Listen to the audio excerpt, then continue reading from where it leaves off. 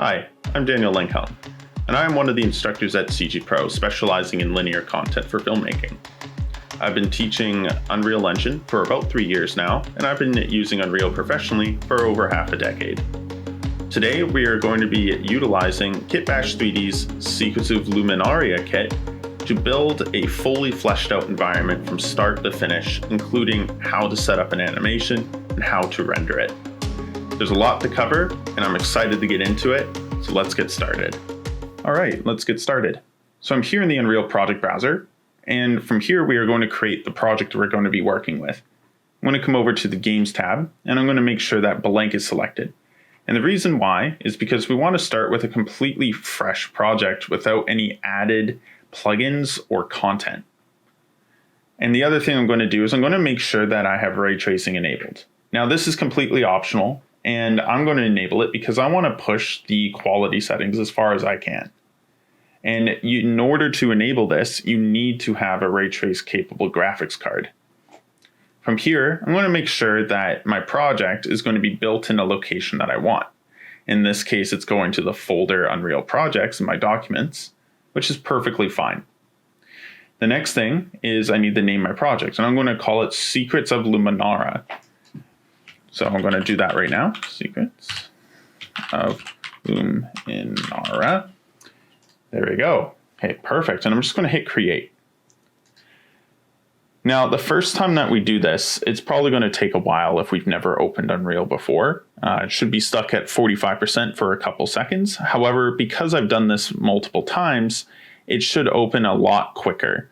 But it is to be expected that it is going to take a few minutes for it to load. But for me, because I've done this, it is a lot easier. Now, my UI layout may look a little bit different than yours, and that's because I currently have a layout selected. If you want to make your viewport look like this, then all we need to do is come up to the window, go down to layout, and choose UE4 Classic. I prefer this one because all the panels that I go and use on a regular basis are out in the open as opposed to hidden. So I implore you to do that now. It's a lot easier working this way. But let's take a look at what we see. So right in front of us, we have the viewport, which is going to give us a view into our 3D world and where we're going to be seeing all our objects. Now, to be able to navigate, we can hold the right mouse button, which is going to allow us to rotate around. And if we want to move, we can actually use our keyboard keys, W for forward, S for backward, A for left, D for right, Q for down, and E for up. And these are going to allow us to do most of our basic movements. The other ones is if we want to slow down our camera and our speed, is that we can use our middle mouse scroll wheel and scroll towards us to slow it down and scroll away from us to speed up. And alternatively, if we wanted to change that, we can see up on the top right that we have this camera icon that also has the camera speed. So we can make it truly outrageous and go really quick, or we can set it back to default and we can move really, really slow. So a good combination of the two is great. Now let's take a look on our right side here where we see the outliner. Now, before I mention anything else, I just want to mention that you see this levels panel here. This isn't necessary. This is one that's just part of my usual layout. So you're not going to be seeing this. I'm just going to close that just for now. We will probably use it later, but for now it will be gone. However, this outliner, it's going to be showing us essentially everything that we currently have in the world.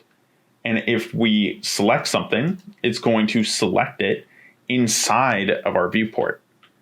And that's because it perfectly matches. It's just what we see here is in list form. And this is a place where we are going to be organizing our scene into folders, as well as changing the names and whatever else. So you could probably see that as I select things inside of my outliner, that we are seeing this gizmo inside of our viewport. And also this panel underneath for details is also changing. Now, let's talk about the panel. The panel is basically giving us a detailed list of all the parameters that we can adjust in any of these actors inside of our scene. You can see here that I have my directional light, and from here, I'm able to change its transform, such as rotation. I'm also able to change its intensity, as well as its color, to name a few things. And we can do these for multiple different types of objects. However, we will be exploring that as we go. Next, though, let's talk about what we see in the viewport, this gizmo. This gizmo is basically going to represent the different types of transforms that we can make. Currently, we have 3. We have movement, or translate. We also have rotation and scale. And let's talk about how we can switch between the two. So up at the top, we currently have the translate mode selected, right? And you can see that the hotkey for this is W. And right next to it, we have rotation, right? Which will change the gizmo to match the mode it's in. And you can also see that we also have the hotkey of E for this one. And scale, the hotkey is R, but you can tell that each one is different based off of the gizmo. Now, you're seeing that there's actually a different orientation for a couple of these. And we'll get to that in just a sec, but let's actually explain what these colors represent. So red represents the x-axis, or forward and backward. And if I select it, you can see that I can actually move along that axis just by hovering over and left-clicking on this arrow. I can also move on the y-axis, which is green, by doing the same thing, and also the blue axis, which is also the z-axis, with the blue arrow. Now you can see also there's these gizmos in between that look like boxes, and that represents the fact that we can move in a 2D space. And there are 3, as you can see, each with the combined colors of the arrows, and that just means that's going to be the axes we're going to be moving on. We can also grab the center here, and that will allow us to more have 3-dimensional movement, but it can be a little cumbersome moving that way. So it's okay to kind of just leave it as is. Now for the rotation, which is E, we have the same axes, but it looks a little bit different. So this blue one is for left and right movements. And you can see here that I'm rotating the light left and right. And we also have up and down, right? In this case, it's going to be the x-axis, but we're going to take a look at why that's an issue in a second.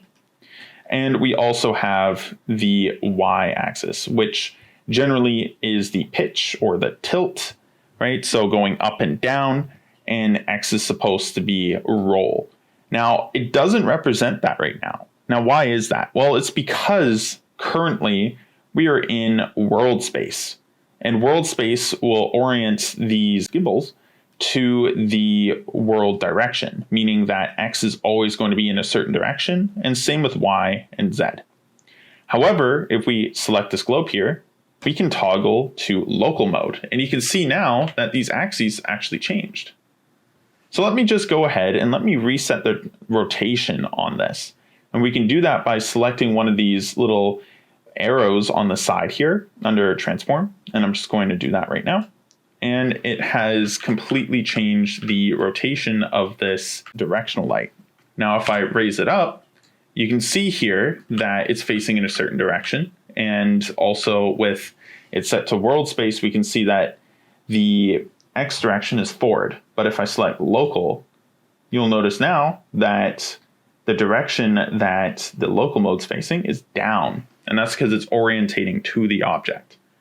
And this is usually how, especially with lights, that it can be a lot easier to rotate things in the up and down direction, is because now we can actually have the pitch in the right spot. Now for scale, let's actually come back to this in just a moment, because we need a better object to define this. And to do that, we're going to be using the Place Actors panel. And this allows us to drag actors into our scene. And you can see here that there's different tabs for the different type of actors. We have the basic one, lighting, cinematics, basic shapes, media plate, visual effects, and so on. The one we want right now is the shapes. And what we're going to do is that we are going to be dragging in the cube one right here. We can do that by left clicking and holding it and just dragging it into our scene. Now, once it's in our scene, I have the scale mode selected. If I rotate this in a general direction and switch back, it's automatically in local space. And that's just how it works by default. We cannot switch to global. So it will always be able to be rotated and scaled on this axis. It's always going to be in local mode, which means that we can only scale it in local mode. So you can see here, it's always going to be in this direction. Even if we rotate it into a weird direction, it's always going to update based off of the way that it's orientated. Now, what about this bottom one here?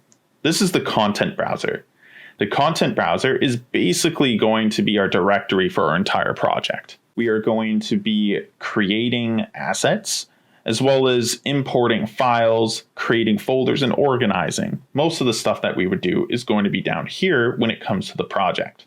Now, we don't have anything in here right now, so let's take care of that.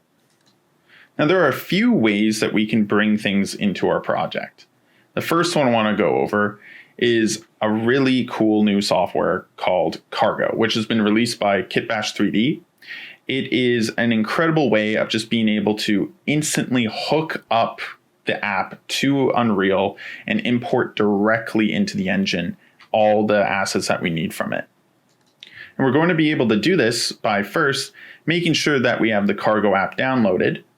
And second is making sure that we are connected to Unreal. And we can do that by going to Account, and down at the bottom, we're going to see Software Settings.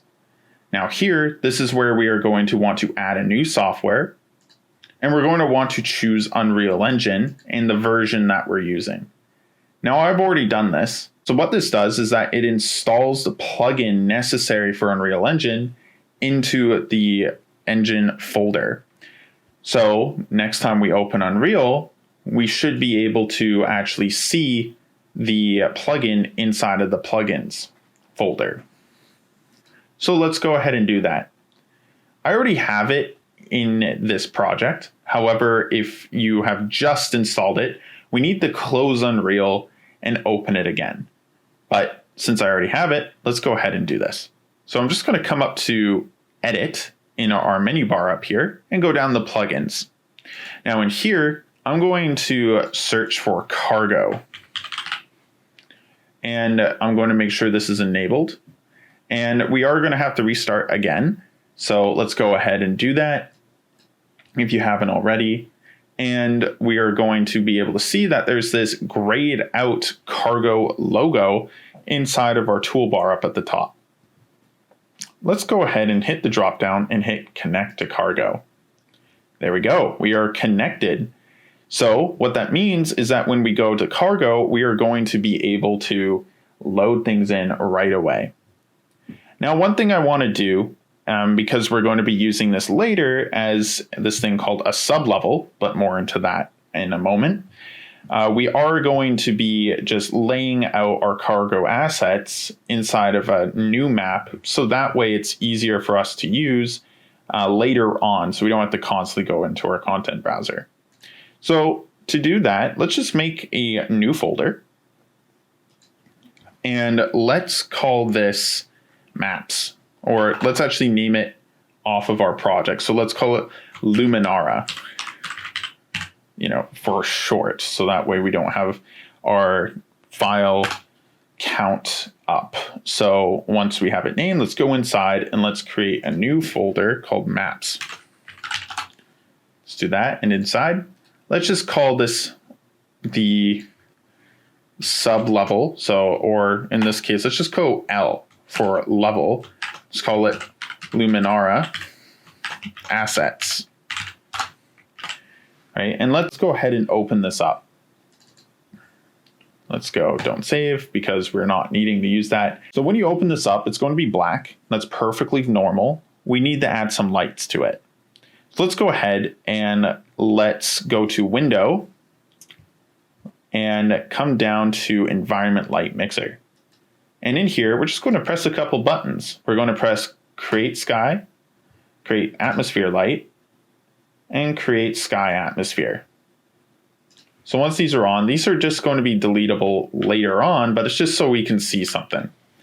Next, let's actually use the tools that we used earlier by taking a cube into our world, bringing it down, and we're just going to scale it up on the X and Y.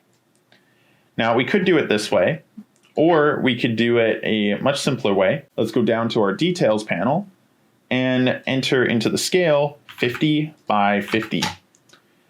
And this should give us a nice big cube to work with. Now in here, I'm going to launch again cargo. Now check this out. I'm just going to go to the brand new kit and open it up.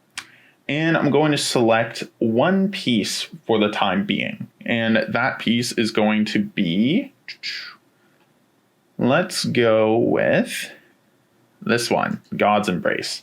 So I'm going to download it and I'm just going to hit import.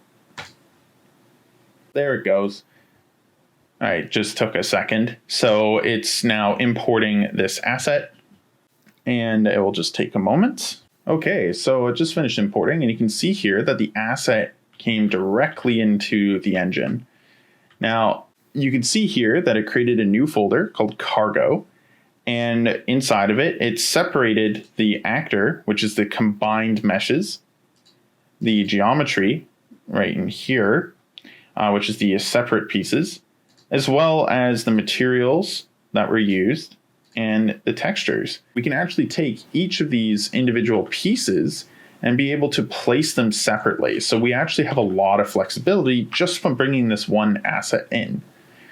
But we'll come back to this because we will be adding in quite a bit more. So let's do that.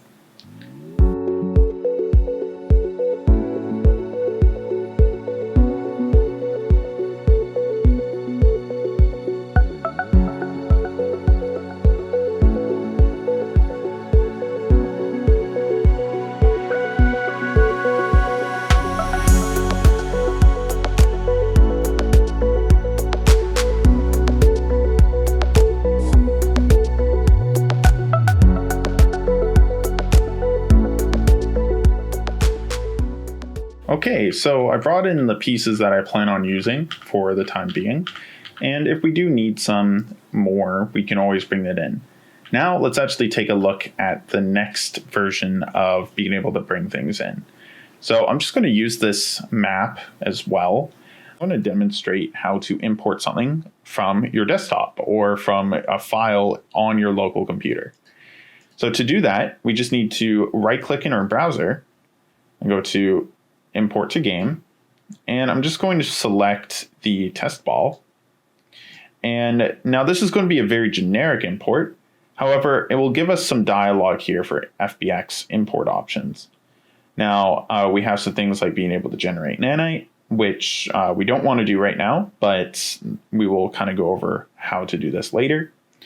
We're going to see some import translation stuff, so we can actually bring it in maybe 2 times as big if we went, say, 2 or just 1. Or we can change the translation or rotation. So this is great if you exported from, like, say, Maya or from Blender at a location that was not the exact center of your scene. You can use this here to offset it so it comes in with a correct translation, or correct pivot, I should say. Next, with materials, if we don't want to create a material for this object and just have it in as a regular static mesh with no material, which we'll talk about what that is in a bit, basically applying textures directly to it without our own system. So I'm just going to hit Do Not Create Material and also turn off Import Textures for now, and I'm just going to hit Import. And what that will do is it will bring in our test ball, which is what we see here. And we can drag this into our scene just by left-clicking here and bringing it in. And you can see here that we actually had the issue of having it a little bit off-centered, right? So if I was to say double click on this test ball, it will open up the static mesh editor, and I can also just re-import it directly from here by going into our transform settings down at the bottom under import settings. I can then tell it to be offsetted maybe by 500 and do re-import mesh. And we can see here that kind of moved it further away. So let's do 500, re-import mesh, and see how well that did here. And then also 500 on the y-axis. And it looks like it's getting a little bit closer to this. I think it needs to be something like 1500. Import. And a little bit off, but also getting closer. Yeah, so I think this was 1,000 right here. Yeah, and then also with this was like probably 1,250 or another 1,000 actually by the looks of it. So if we go like that, now it should be more or less in the center. But you can see it's still a little bit off. But that's how you can actually move it around inside without actually having to go in and zero it all out. As long as you know the position it is inside of your software, you can bring it in normally. So I'm just going to delete this because we really don't need it anymore. So there we go. And let's go over the third option. And in this case, the pack that I'm getting from the store is the Moab Desert Collection. So I am going to need to add this to a project. However, the only projects I have available are for 5.3. So what I need to do is I just need to basically have a version of a project in 5.3 to migrate to, or migrate from. So I'm going to select the Goddess Temple here, which case I already have added it. And I'm just going to hit Add to Project. Okay, we are currently in that other project that I was talking about. So we just need to migrate the content of this project to the other project. And we're going to do that by finding the folders that we need. In this case, I know that it's the geometry folder. And I can see here we have some cliffs and a bunch of extra things. So this is the one that I want. So I'm just going to right click on it, go migrate.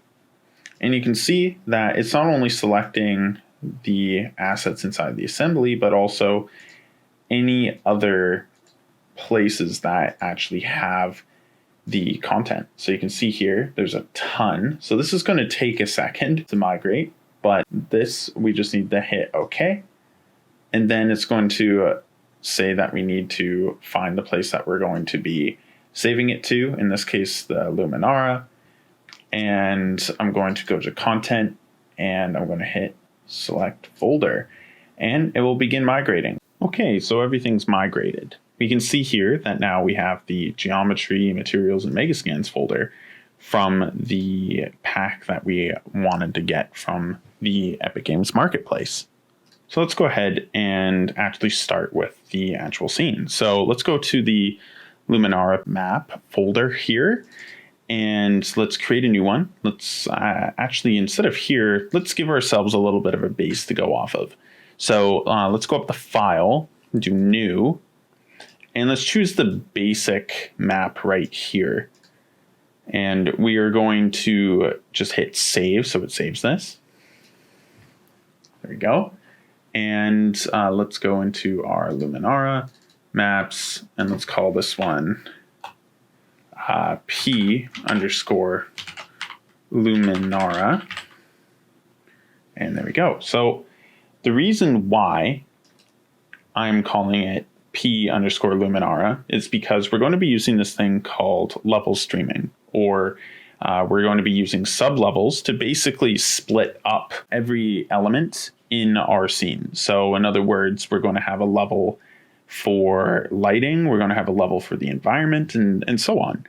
And this way, we're able to manage things a little bit better and have different options and so on. So P means persistent, meaning it's always on. It's going to persist no matter what. Whereas the sub-levels, we're going to be able to turn them on or off at our will, basically. So And we're just going to keep with this one for now. And we are just going to delete the player start and the floor. And with those deleted, let's go ahead and go to creating a landscape. So what we need to do is come up to our toolbar up here and selecting the second option, landscape. We'll click that and we should see this green grid come up. Now, don't worry if you don't see it. Sometimes what happens is that it comes in as import from file. So all we have to do is make sure we're under create new. And for a general overview of what we're going to be looking for is we're just basically going to keep everything for the most part at default. However, we are going to make sure that we take the location and set it to 0. Now, if we want it to be bigger, we can change the number of components here, which will add more or less in any direction. So we can set it a little bit higher. Maybe we go 10 by 10, or even for this, we can go for 12 by 12. And that kind of makes a huge landscape, but I'm going to keep it relatively simple. And because we can always add more later if we need it. So I might just leave it at the default here. So I'm just going to hit create. And that should create this grid on our ground, or a grid-like landscape component. So in here, we can find that it's going to be very difficult to find the scale of things. So we're going to want to have some form of scale in here. And one of the things I like to do is I like to add the third person character map or template stuff to the actual project. And, we don't have to do this. There's actually a mannequin only marketplace asset, but this is the easiest way. So to add the third person template, we just need to go add and go to add feature or content pack. And in here, I'm just going to choose third person character.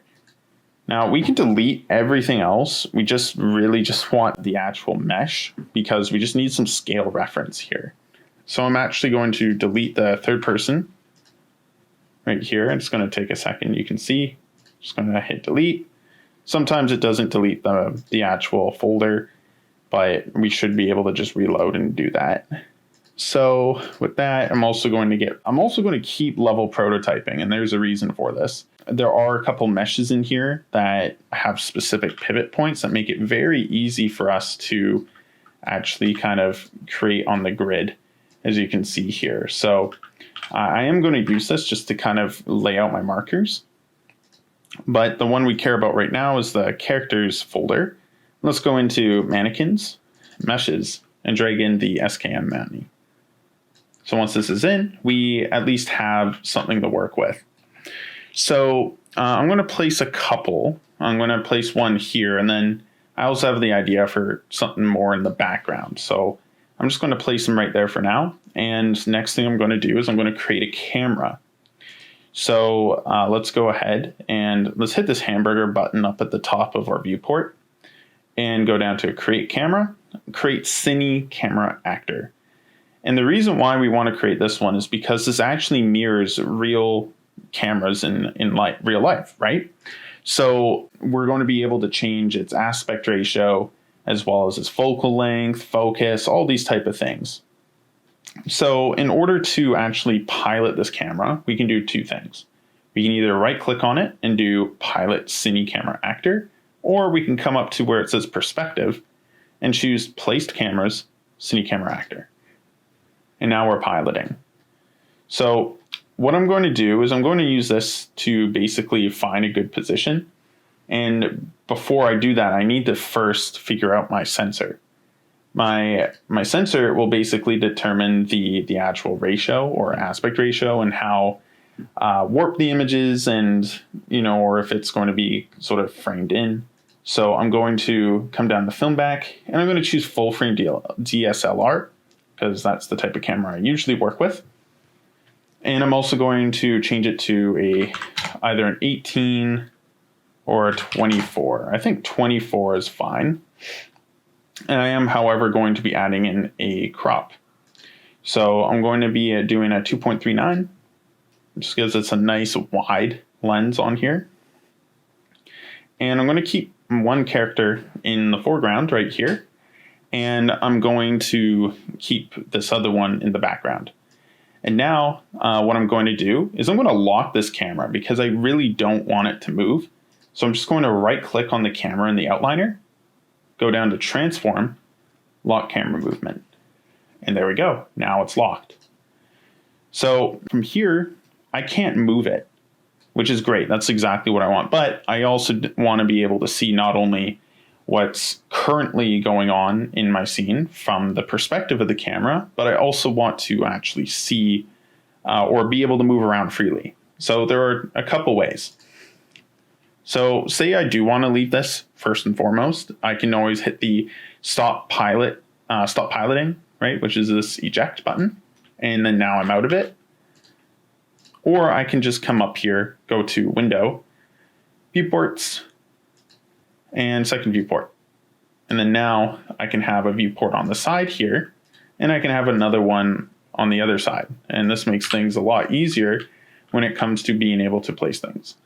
So now that I have that, I do kind of want to think about sort of my placement of items. So first, let's actually bring in one of those cubes and sort of see what our distance is. So I'm going to go to the level prototyping, mesh or SM cube, right? We see that this is 1 meter, and I kind of want my slope here, at least this is going to be kind of big. So like our object is basically going to be right over here. And we are going to be using this to basically give a good look as to how high I want my landscape to be. Maybe it's going to be a little bit lower like this. So this is where like our temple is going to be placed in my mind anyways. And I'm going to now place some of the background stuff. So just raising this up, making this bigger, because we basically just want to kind of think about, you know, what our frame is ultimately going to look like at this stage. So I'm just going to place a couple blocks like that, and then maybe another one over here. Now this is like very rough framing, but don't worry. It's just mostly just to give us sort of a little bit of sense of scale. So now that I have this, I want to actually begin sculpting. So I'm going to go back into terrain mode by coming up to the toolbar, landscape. And now that we have an actual landscape mesh in here, we should be under sculpt mode. Now there's an assortment of tools, but the ones we will usually use in here, at least for a basic landscape, is going to be sculpt, erase, smooth, flatten, and ramp. So we're going to demonstrate a couple of them as we go, but a couple of these are very, very useful. But let's go over the basics. So to be able to sculpt, we need to left click, and that will start raising the terrain. And we can also shift left click to lower it. And we can always adjust our brush size with the brush size down here, as well as the fall off to make it either harsher or smoother. And from here, if we sculpt, we can actually erase it with the erase tool. So this gets rid of all of our previous sculpt in that area. Whereas what smooth does is, say I have a very jagged line. Let's just make this very harsh.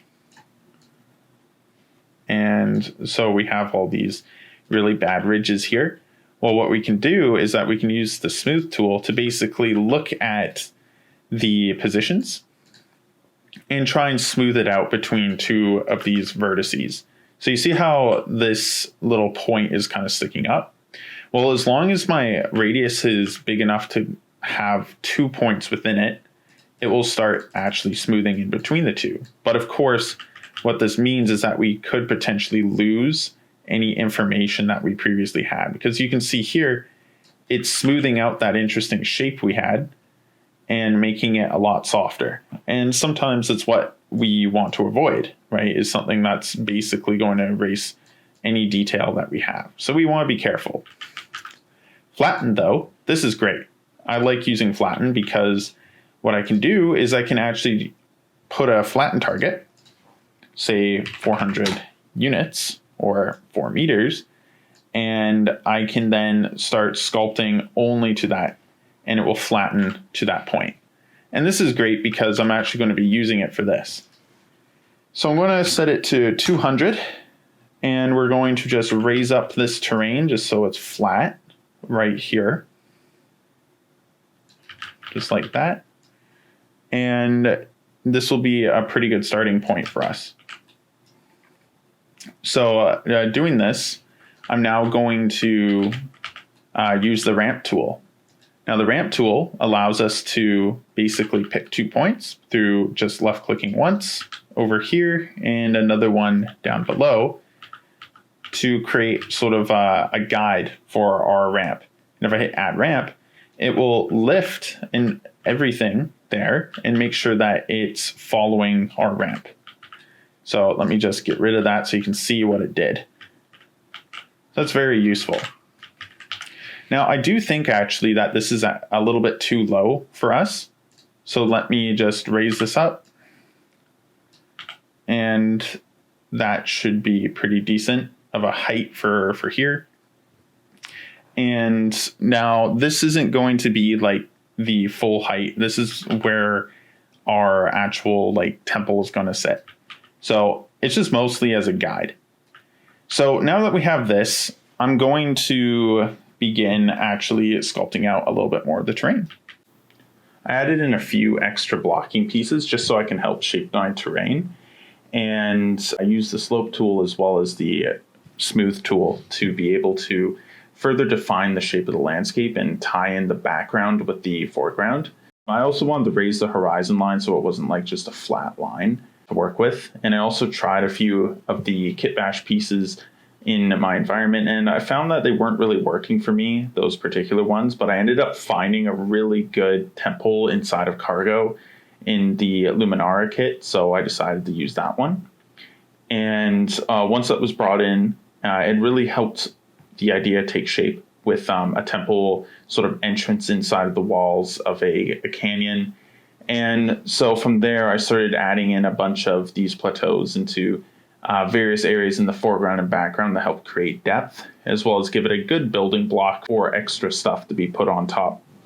So once I did that, I also deleted the ground from that temple and started building up the ground with the landscape. So that way we had something better to work with. Now I also start adding in more ground pieces out of the Moab kit to further define the shape and build on top of the landscape, because usually I like using the landscape as more of a blocking tool for where I'm going to be putting a lot of these shapes. And I'm sort of imagining what these look like with snow. And when we get to that point, what it's ultimately going to kind of build up as. So I'm still keeping it kind of loose. I'm not going to be super tied into where things are. And you'll notice that I actually remove a couple of these pieces to replace them with these sort of slanted slopes. And those ended up working really good. And they looked really cool once I do add the snow. But, we'll see that in a little bit. But yeah, scaling things up and down and just making sure that it's all going to work fine together. Okay, so now that we've done this, I want to add some of those smaller details like those pillars and everything that we laid out before. So what I'm going to do is I'm going to open a new panel, which is what I had open before, which is the levels panel. And we're going to basically use that to open up the other map that we had created. So what we're going to do is just come down to Window, Levels, and now under the Luminara map folder, we're just going to drag in the Luminara assets. Now it's going to say, hey, you got 2 directional lights. Well, we can go ahead and delete everything from that previous one. So what we'll do is we'll just delete the directional light, exponential height fog, and everything. Just delete those. And then what we'll do, because obviously there's a little bit of an overlap, we can actually go ahead and under this, we can actually come to this summons level details. And inside of here, we can actually tell it to go into a certain direction. So If I want this to, say, be moved 100% to the right, then I'm going to just put, say, negative 15,000. And you can see now it's moving that level over. So I'm just going to make sure to do this enough so that way it's off to the side over here. Or maybe that's a little bit too far because we just need it out of view. So maybe right here. And we're just going to go ahead and take these. And we're just going to hold Alt and drag to duplicate. And once it's over here, we're just going to start with placing some of these. So I'm going to put this one here, maybe a little bit lower on, so it's more like this. And something with this one over here. Oh, nope, not that one. So we'll take this and maybe we'll have this one as a bit of an outpost. So like over here. Now there is going to be a really cool trick that we'll do in just a second for some of this background stuff, but I want to place this stuff, which will mainly be the unique detail in around the foreground. Now we don't really see this one. Maybe we'll put this. Maybe we'll put this one a bit further back, like over here. Kind of like coming out of the rock. And so what I'm going to do now is, now that I have a pretty good spot, I'm going to go ahead and I'm going to actually paint in some of these ruins. So I'm going to basically be using the foliage tool with some static meshes in order to achieve that. So coming up to our toolbar again, I'm going to go down and select foliage. And the cool thing about this is it doesn't just mean that we have to paint with grass and stuff. We can actually do it with meshes. So that's exactly what I'm going to do. I'm going to find some ruins. I think these ones are pretty good. It's going to ask me to make a foliage type, so I'm just pressing OK. And with these three, you can see that they've been added. And we can see that they're active because of this check mark. If they're not active, it's going to be grayed out, and we're not going to see the check mark. So we want to make sure that that's enabled. And once it's enabled, we should see that there's this brush, and if we left click, it should paint a lot. Now, obviously, this is a ton, and that's way more than we want to paint. So we want to be able to control the density of this. And we can do that with the density per 10 meters. And what we can do is if we lower this, it's going to paint a lot less. And if we raise this up, it's going to paint a lot more. So if I raise this down, you can see here, it's not going to paint a lot, which is what I want. But I can also go ahead and say, paint only one of these with super high volume. And the reason why sometimes I want to do that is so that way it doesn't cut me off from painting, even though this places a lot.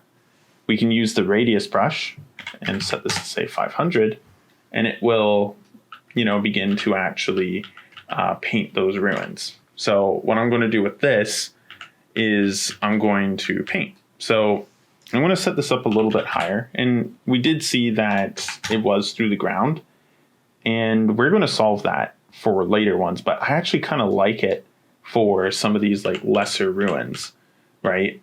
Because we can actually make it seem like they are kind of broken, right? Especially with like this little bit of tilt, maybe some rubble shift. But if we don't want that, we can just remove the aligned to normal, and now they'll be upright. So I'm just going to use this to basically paint in some of these buildings. Right, same thing up here. I kind of want some up here as well, just to kind of make it feel like there's a lot of an old civilization of some sort, maybe some more over here on the edges, kind of coming in like that. This one we can move down because this one's floating and it's in camera view. So what we can do is we can use the select tool, select it, and we can actually move it down manually. And well, I'm seeing that actually is hidden, so we can actually keep that a little bit higher. Now, these are all uniform scale. Now, I want to kind of randomize it. So what I can do is I can come up to this tool called the reapply up here. And underneath this, I'm going to set the scale mode here to be overwritten. And I'm going to set the scale to 1.25 as an alternative. So when I paint over them, it's going to randomly apply that value. So it's going to change the shape. So with this, you can see here, it was just randomly doing that. And that's looking pretty good. I do see there's a couple kind of overhanging, so I'm just going to bring them back this way. That one's actually kind of nice. More into that. So now we have sort of like this ruins thing going on, but now I want to apply some with them not in the ground. I kind of want them to be above. So the thing that we need to do is fix the Z offset, and it looks like it's halfway through the ground. So I'm going to take a guess and put it to 500 minimum, 500 maximum, and see how this turned out. I think I went a little high. Yeah, let's go 250, 250. It's a little low. I think 350 is what I'm looking for. Maybe 300. Yeah, 300. Perfect. So now that I have this, I'm going to do the same thing with it, and I'm going to start painting in some of these more. Maybe a couple of these are going to transform into more like ruins that are above the ground instead. Same thing with this one. Maybe we'll take some out, put a couple in. Right, something like that. And then one other thing we can do is, because we have all that, we can now also probably put another one of these, maybe a tower, into the background, kind of on the reach over here. So I'm just going to take this and I'm going to just kind of stick it right there into the noise like that. And we can also, at this point, try with a couple different meshes just to kind of help with the silhouette a little bit. So something like that. And I think that's looking pretty cool, actually. So we can continue the set dress with this because, like, right now we're just mainly dealing with like a lot of the bigger pieces. So let's continue laying out some of these rocks just in a little bit more areas, and then we'll come back to doing the next step, which will be the landscape material.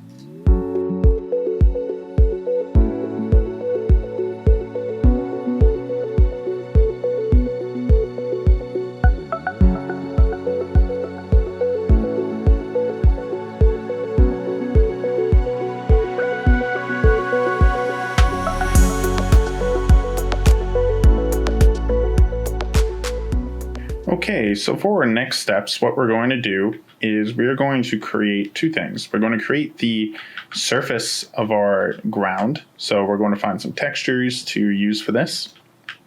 And we're also going to manipulate the materials for these rocks, as well as the Luminara pack.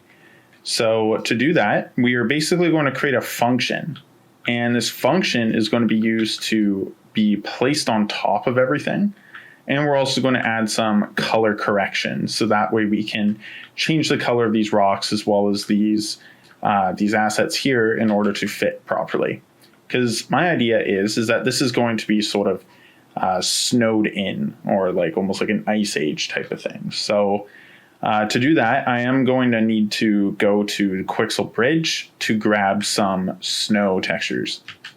So I'm going to go do that right now. And we're going to go and navigate to surfaces.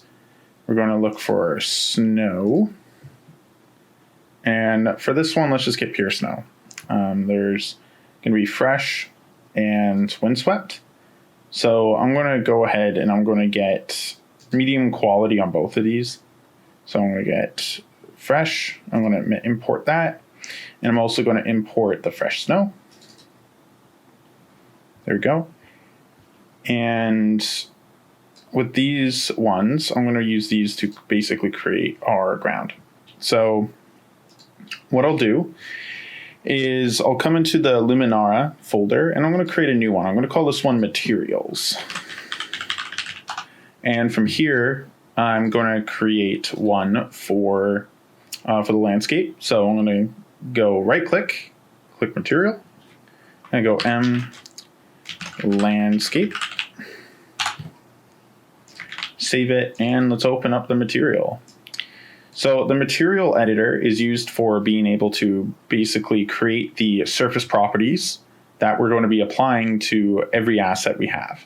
Now, there are different ways that we can use materials to be used to render skin, to be able to have hair, eyes, dirt, snow, wood, all this type of stuff. In order to get those to look like wood, all happen here. And the main node that we see here is basically what controls that output. We do have abilities on our left side to basically control how the shader is going to react to things on a per pixel basis. So we're not going to touch this right now. However, what we are going to do is right click inside of this 2D view, and we're going to look for landscape blend or landscape layer blend. Now you can see here with this node selected, the details change. It's asking us to create some layers. Right now the layer array is empty, so let's just add 2 elements because we only have 2 types of texture sets. And we're going to call the first one Snow 01, and also the second one Snow 02. We could go a little bit more, into this, and make some proper names, but for our purposes, this is fine. What I'm going to do now is I'm going to go to the materials that we have, which is under Megascan, Surfaces, and I'm just going to take the fresh snow, and I'm going to drag all 3 of these textures in. Let's just do that. Okay, and let's just lay them out like so. And I'm also going to go do the other one here. There we go. So let's just do it like this.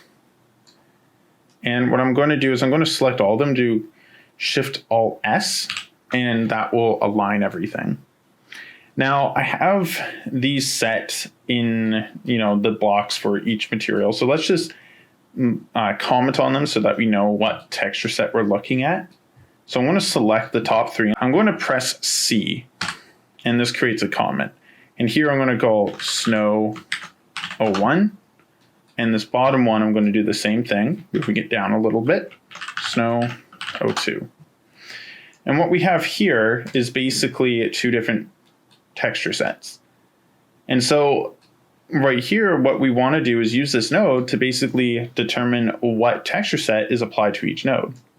Now, we can see that when we plug something in, it can only do one input. And that's perfectly fine, because what happens is that as long as this node and all the copies of the node have the exact same naming, it will treat it like it's part of the same layer. So I want to just basically have 3 landscape layer blends. And for each one of these, I'm going to input one of these texture samples. So I'm going to just put in the color into the top one. I'm actually going to switch places with these because it's just how it is. And I'm going to put the roughness, which is in the green channel. And the reason why I say that is because these are what you call packed. And you can see here that if I look at every single one individually, the red channel, the green channel, and the blue channel, that there's some different maps with different data. So what we're going to do is basically put the green channel into this top one. And we're also going to take the full RGB from the normal map, and I'm going to put it in the snow one. And I'm going to do everything with the bottom one as well. So I'm just going to switch these, bring them in, and do R to that, and G into here. Now, there is some stuff that we're going to be adding in later, which we might or will need to have a copy of this for. So I'll just make a fourth one, but we'll come back to that. What we need to do now is just input these into its slots. So this is the color. So this should go into base color, and it will appear black, and that's perfectly normal. It's because right now we don't have any weight that is going to show which layer is going to be the dominant one. Well, we're going to fix that when we actually go to paint it. For now, we'll just input the rest. So this one goes in the roughness. This one goes into normals, and that should be good. It will look really weird for a second, but that's perfectly fine. Let's just hit save and apply. Now inside of the level, what I'm going to do is I'm going to navigate to that material, and I'm just going to right click on it and create a material instance. This allows us to edit anything that's been exposed. I'm just going to close MI landscape. And what I'm going to do is I'm going to select the landscape, and then on the details panel, I'm going to come down until I find landscape material. I'm going to apply this material instance to it, and it's going to appear black. And that is to be expected because, again, there's no weight. So what we have to do is go to landscape mode again, and under paint, we want to find our layers. Now, if you don't see any layers here after we did that step, make sure that you have named your layers, and also that you remove the material and then reapply it. Sometimes that helps. It's weird that in some cases it does not appear, but that is the workaround. So from here, we need to, of course, do one last thing. It will say that this layer has no layer info. You must create one before you can paint. So we actually have to go in and create some layer info, and we can do that by pressing this little plus mark right here. It's going to ask us for two different ones. Now, the weighted blend will basically make it so that way whenever you apply a layer, it removes the other layer. Meaning, like, say if you have dirt and you have grass, you can only have dirt or grass, right? There's no blend between the two. However, if we use a non-weighted blend layer, this is where we can have some more advanced blending options. So like say if we wanted to have puddles, well, what we would do here is we'd use a non-weighted blend. And with this, we'd be able to make it wet mud, wet grass, right? And so on. So it gives us a little bit more options. However, we are going to just go with weighted blend layer today. Now it's going to ask us to save the layer information. So we're just going to hit save in the maps folder. And you can see here what's going to happen is it's going to fill our world with this snow. And currently it doesn't really look like snow. It looks more like just a white sheet right now. There's no transmission, there's no subsurface, but we're going to be fixing that in a bit. Right now we're just going to add another layer to it. There we go. And from here, there is one last thing I want to do. I want to go in and I want to first set up our displacement, but also I want to set up our texture parameters right here so that way, or our UVs, so that way we can change the scale. So to do that, I'm going to hold U to create a texture coordinate, right? This is one way we can do it. But with this, for regular materials, we are going to be able to just add a multiply by hitting M. So M left click. And we can use this to basically control the scale. Now there will be a different node that we are using, but this is just the initial demonstration. Is that when we hook it in, maybe there's a better option here. Let's go here. So what happens when we plug it in is that when we scale it up, it will basically repeat this texture X many times. And that's what this texture coordinate does. But this isn't the right one we're going to be using. We're going to be using the landscape layer coordinates right here. And this is like another option we can use. And in this case, we'll just use this one. Either one is fine. This one's more in particular if we had, like, say, a map that we wanted to cover the entire thing. So say if we went into some external software and built a color map for our landscape, and we brought that landscape in, we can set the mapping scale to the same size so it covers the entire landscape. But for here, I'm just going to hold S and I'm going to create a parameter that allows us to change the scale. So this creates a scalar parameter. And we're going to call this one Snow 01 UVs. Just like that, we're going to plug that in. And we're going to give it a default value of 1. So it repeats 1 time. And we're just going to plug that into all 3 right here. Then we're going to copy it and paste it down here, but change Snow 1 to, you guessed it, Snow 2. So there we go. And so now what should end up happening is that when we take a look at our actual material, so I'm just going to double click on the MI landscape here, we should see that we have these parameters that have been exposed for Snow 1 and Snow 2 UVs. And if I bring this down, you can probably see, if we look right here, that it's scaling, which is exactly what we want.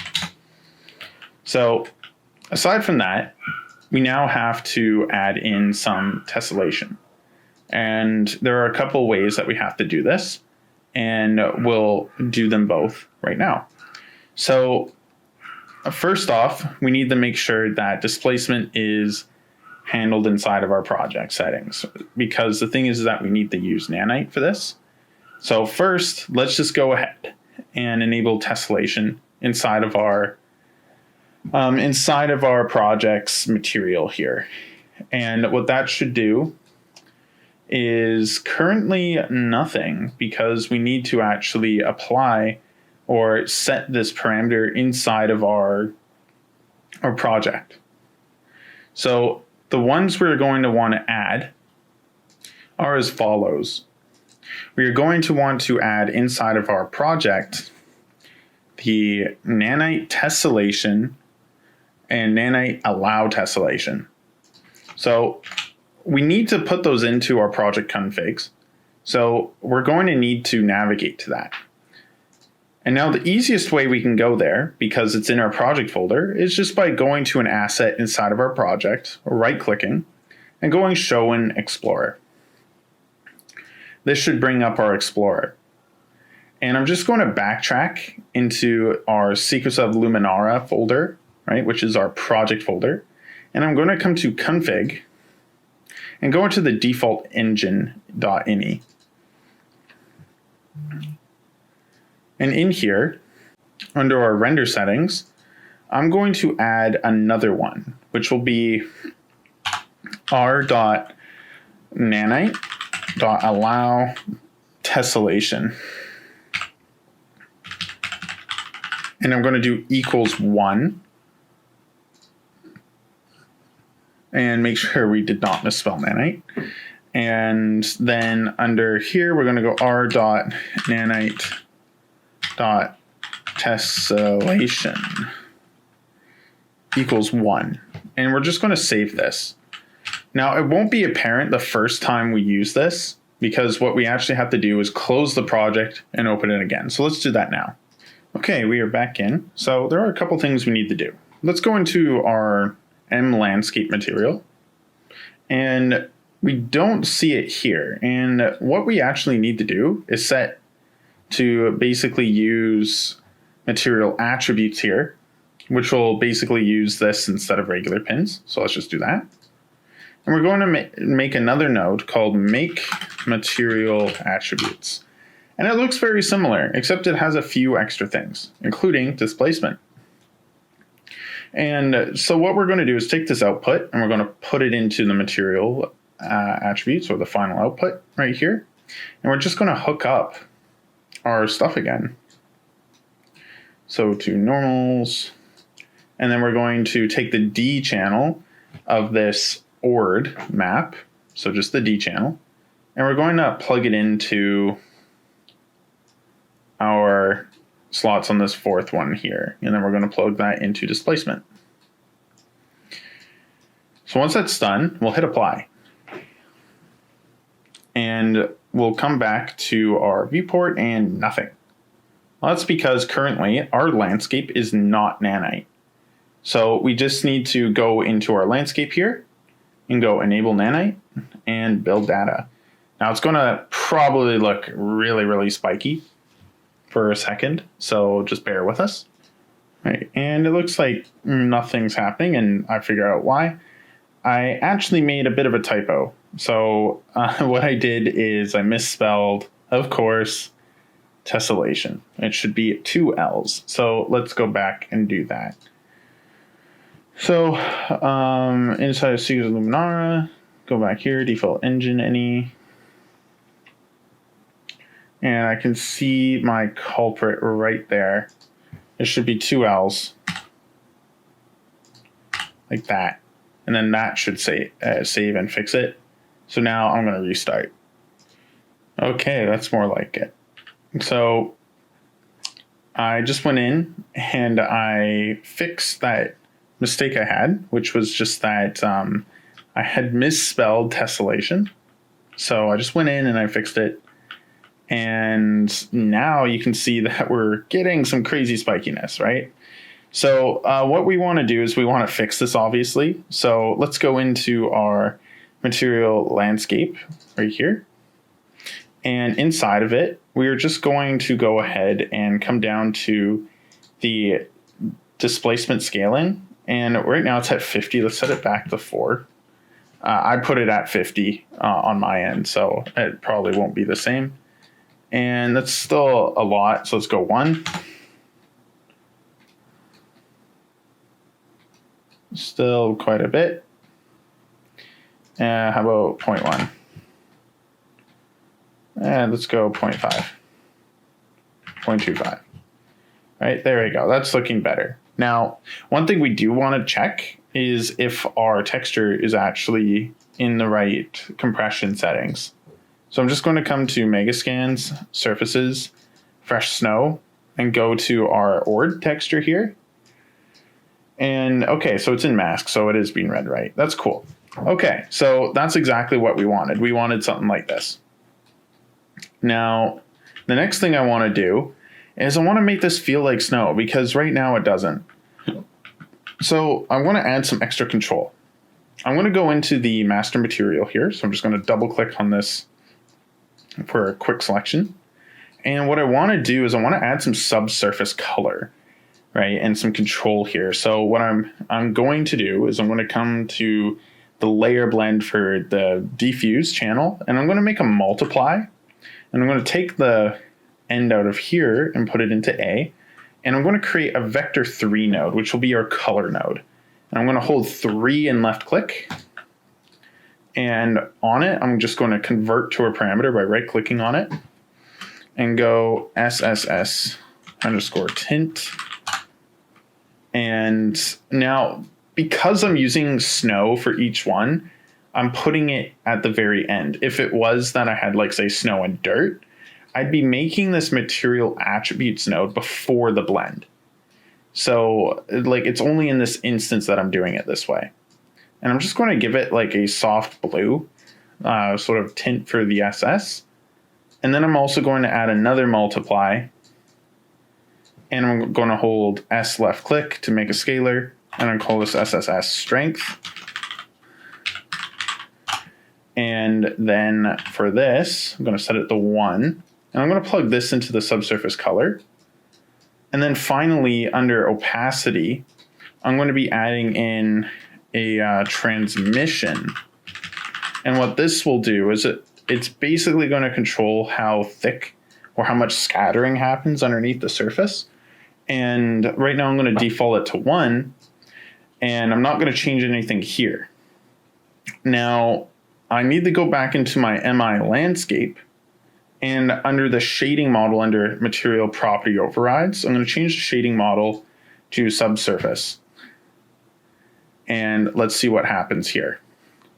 So I'm doing that. I'm going to hit save. And then inside it, you'll see that now the snow is looking much different. Let's go back to our original view. Yeah, our snow is looking much different. Much more like snow, but it's still not good enough. Let's pull that down just so we can get control of the transmission. And I'm just going to set this transmission to, like, say 0.2 on here. And if I set the intensity of the strength to something higher than 1, it's going to spread throughout it much better. And that's giving us something that looks much more like snow. I do want to add a little bit more intensity to the magnitude. Maybe we can go to 1 on here. And while it's spiky, it's looking a lot better now that we have snow, right? Like actual transmission on this.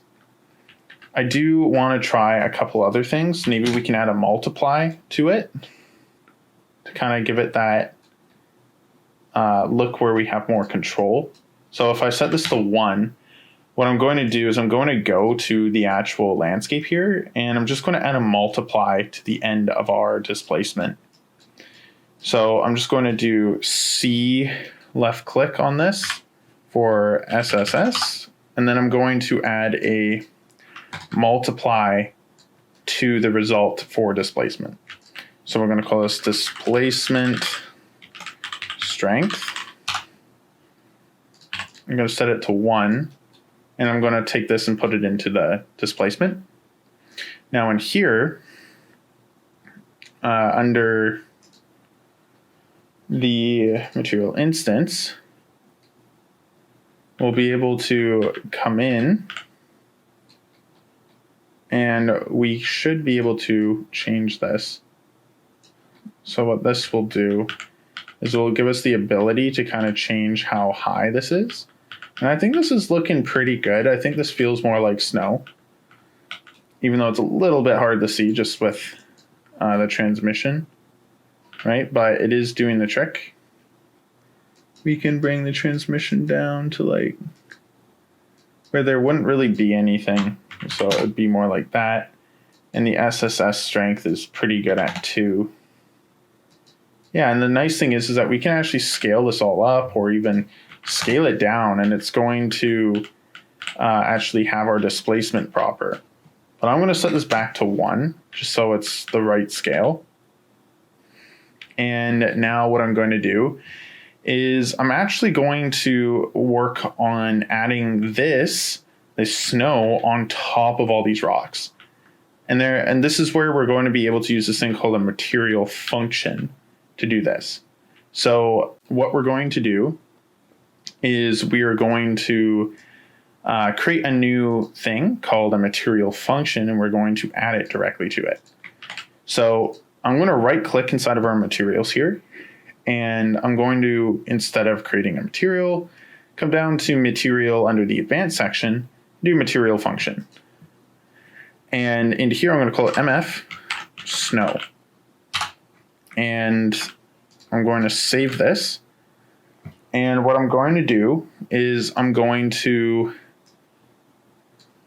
create a few nodes here. So what I want to do is get the top position, right? Everything that's pointing up, right? And that's what I want to apply snow to. So in order to do that, I need to get this thing called the vertex normal.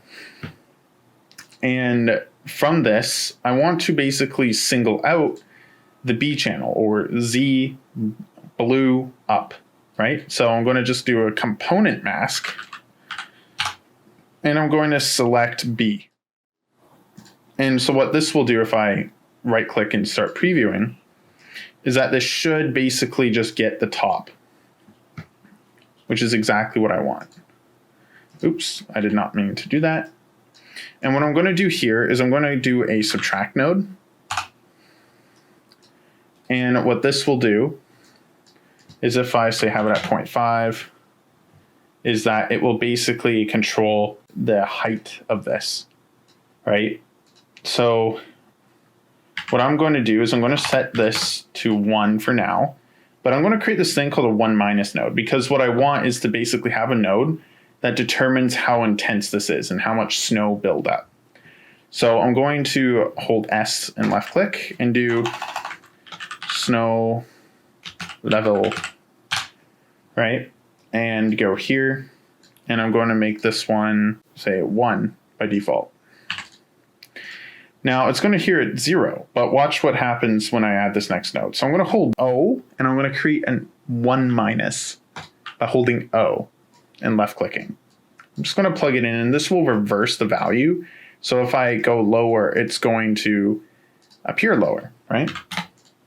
And from here, what I want to do is I want to create a node that is going to allow us to control sort of the blend. So I'm going to make a divide. And I'm going to create another scalar, just snow fall off. And with that, I'm going to now just create this at a 1. And if I preview this, what will happen is as I build this up, it's basically going to control how soft of a transition this is. And what I'm going to do from here is I'm just going to add this thing called a saturate node. And what this will do is it will just clamp it so that way there's no illegal values. So if like I change this now, like it's always just going to soften it, but it's also just going to clamp at 0 to 1, which is exactly what I want.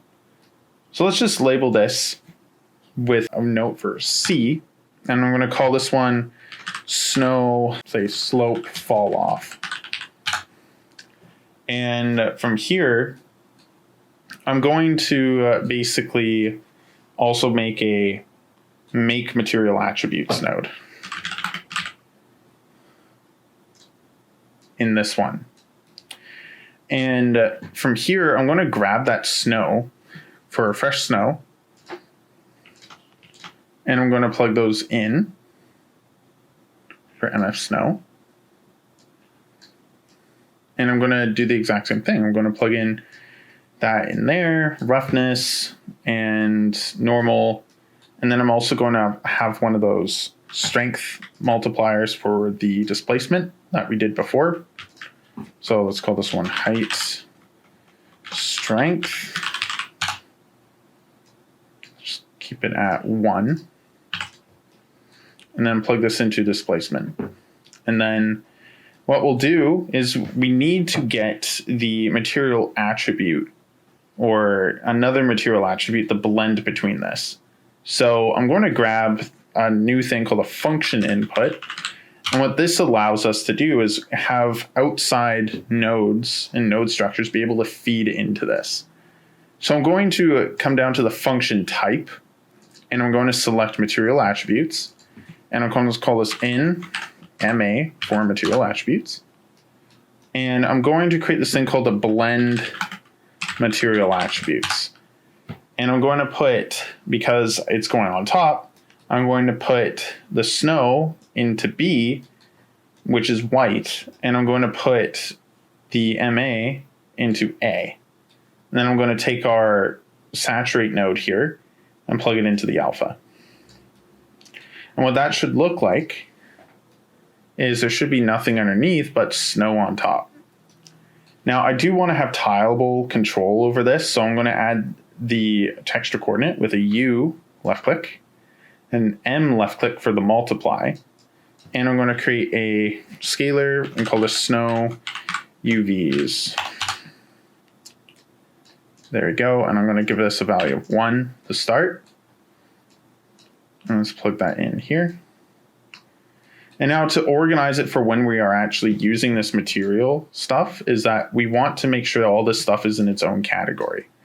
So if I select one, you'll notice that there's this material expressions group. I'm going to call this one snow. Let's just do that. Snow. Snow, yeah, there we go. snow, snow, and I'm also, of course, going to, before I forget, add that subsurface. So I'm just going to copy what we did here and plug that in. Give us a little bit more space. Plug this one into subsurface color. Can bring this down here. Bring that down here. I'm going to take the color, put it into the multiply, and the transmission into opacity. And then I'm going to take this output node, and I'm going to plug in the blend material attributes into it. And there we go. Now we should have something that we can apply the snow on top of. So now that we have this, let's go into the master material of these rocks. So I know for a fact that one's under materials, and this is Moab 3D assets. So I'm going to go in here, and this is kind of crazy, right? There's a lot going on. Don't worry, we're not going to worry about this. What we are going to do is just at the very end, we are going to add a make material attributes node. And we're just basically going to take all the pins here and put them here. So I'm going to take the base color. I'm going to hold control and over top of this input, I'm going to drag it. So what it's going to do is basically just take all those controls and transfer it much easier. There we go. And I'm also going to select use material attributes, bring that in. Perfect, it's in. But in between here, this is where I want to put our MF snow. So what I'm going to do here is I'm going to first hit apply, and I'm going to make sure I can bring this snow in. So I'm just going to go to our content browser, navigate to the MF snow, and I'm going to left click and drag it into the Moab 3D asset and drop it. I'm just going to plug it in like this. There we go. Now what we should see is snow on top of our rocks. And if I hit apply, what should end up happening is, drum roll, let's see what this looks like. We should end up seeing some snow on top of our rocks. Now it looks a little weird, right? We're not done just yet. We still need to do some things, but this is a good start. Let's go ahead and let's first make this rock to be subsurface. And I'm going to make sure that the subsurface right here is defaulted to 0. So I'm just going to add a subsurface color 0. There we go.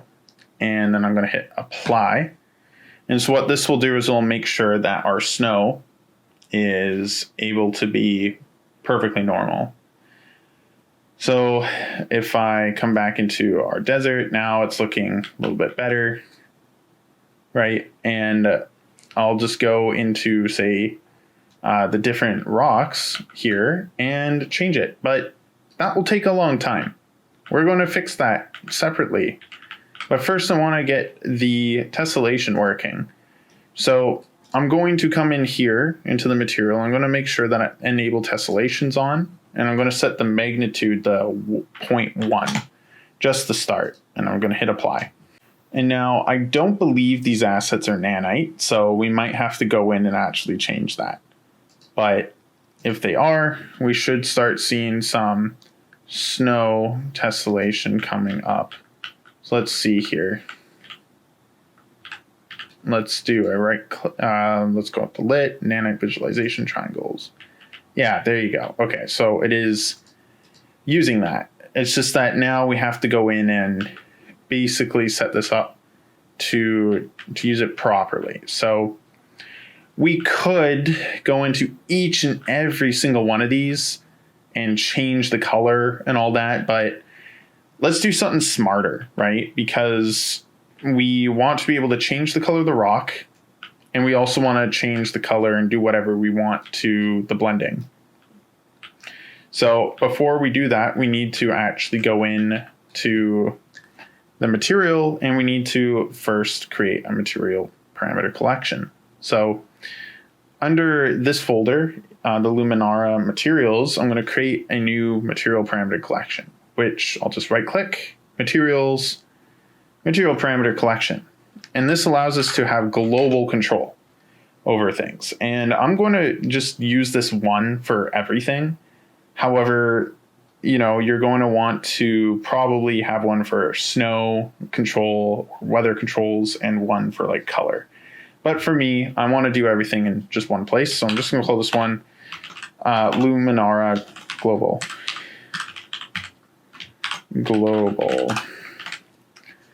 And inside of this, I'm going to go scalar parameters. I'm going to add basically everything that we want to control, which will be our snow, because right now we'd have to go into everything.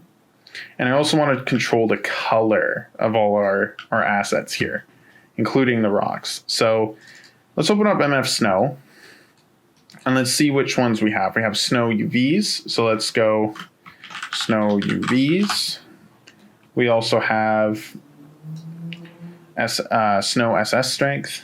So let's do this. Snow strength. Snow transmission.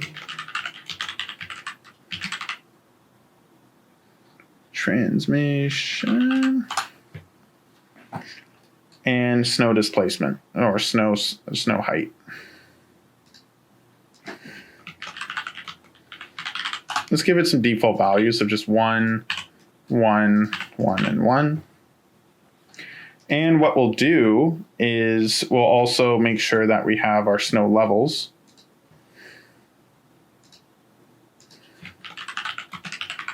Snow level 1 and snow fall off. Oops. Got to make sure that's connected. Snow fall off at 1. And now what we'll do is inside of this, we're going to go right click and do param collection. And we're going to make sure that this is selected. So we're going to come in here and make sure that Luminara Global is selected. And we're going to start with snow level. And I'm going to bring that in here. I'm just going to duplicate this, change this one to snow fall off, delete these ones now that we have this global. And we're also going to do the same for the height. So we'll just paste snow height. And then same thing here. We'll call this one snow transmission. SSS strength. And UVs. Which are totally misspelled. So now that we have this here, let's go back into our folder here.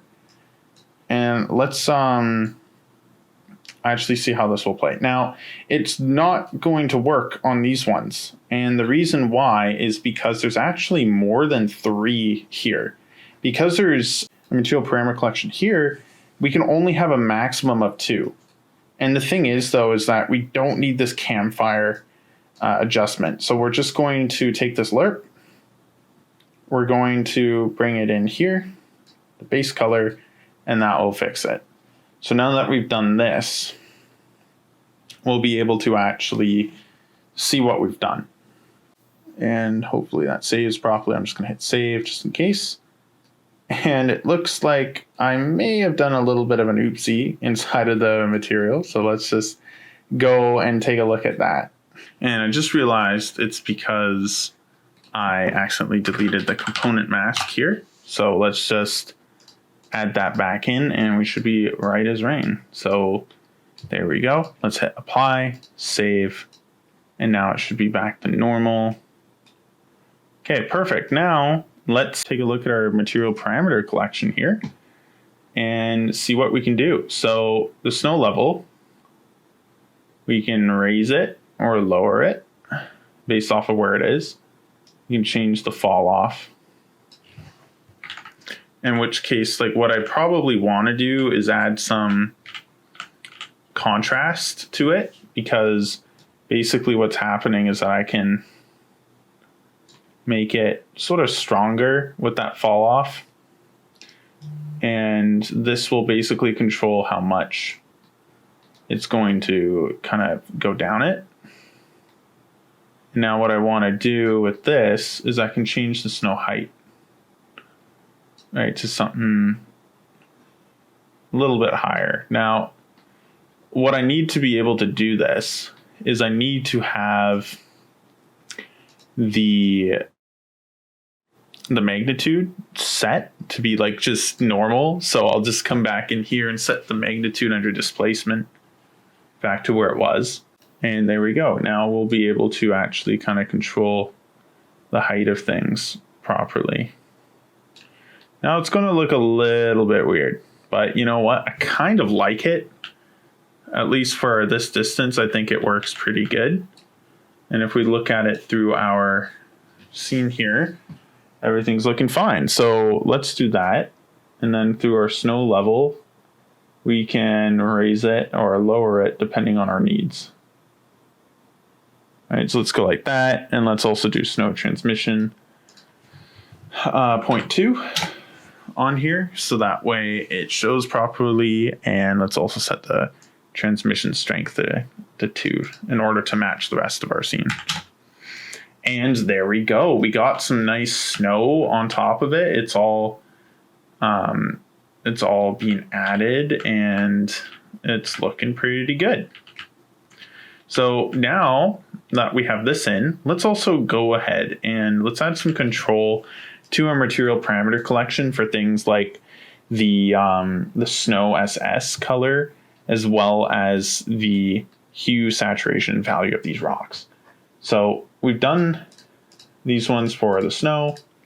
Let's also add in a couple other ones. So we'll do rock hue, rock saturation, rock underscore saturation, and also rock value.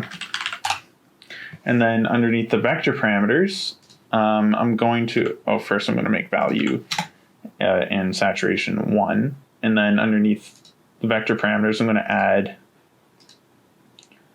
the SSS or snow SSS tint. And with this one, I'll just set that to that blue that we saw. And there we go. Now let's go into our Moab Desert. And we're just going to add that param collection. And now since it's the same one, we should be okay. So I'm going to make this one hue. Coming up to our diffuse shading, I'm going to make hue. Going to get saturation. And I'm going to get value. And what I'm going to do with these ones is under hue, I'm going to get hue shift. So I'm going to take the texture into here and take the hue into the hue percentage. I'm going to get a desaturation node, and I'm going to use that 1- from earlier to invert this. Otherwise, it'd be going from saturated to desaturated. So it should work. Then I'm going to get a multiply and put in the value. And let's plug it into the base color. So now what we should be able to do is we should be able to actually control the intensity or like the color of our rocks as a whole, without having to like do the painstaking thing of having to go into each and every single one. So check this out. Now I can change the hue as well as the saturation. So I want these to be kind of like rock. So it's going to be gray, and I'm also going to bring the color way down to maybe 0.2. So it looks something like this. And I might want to have a little bit more snow. So let's just change that snow level to be something like this.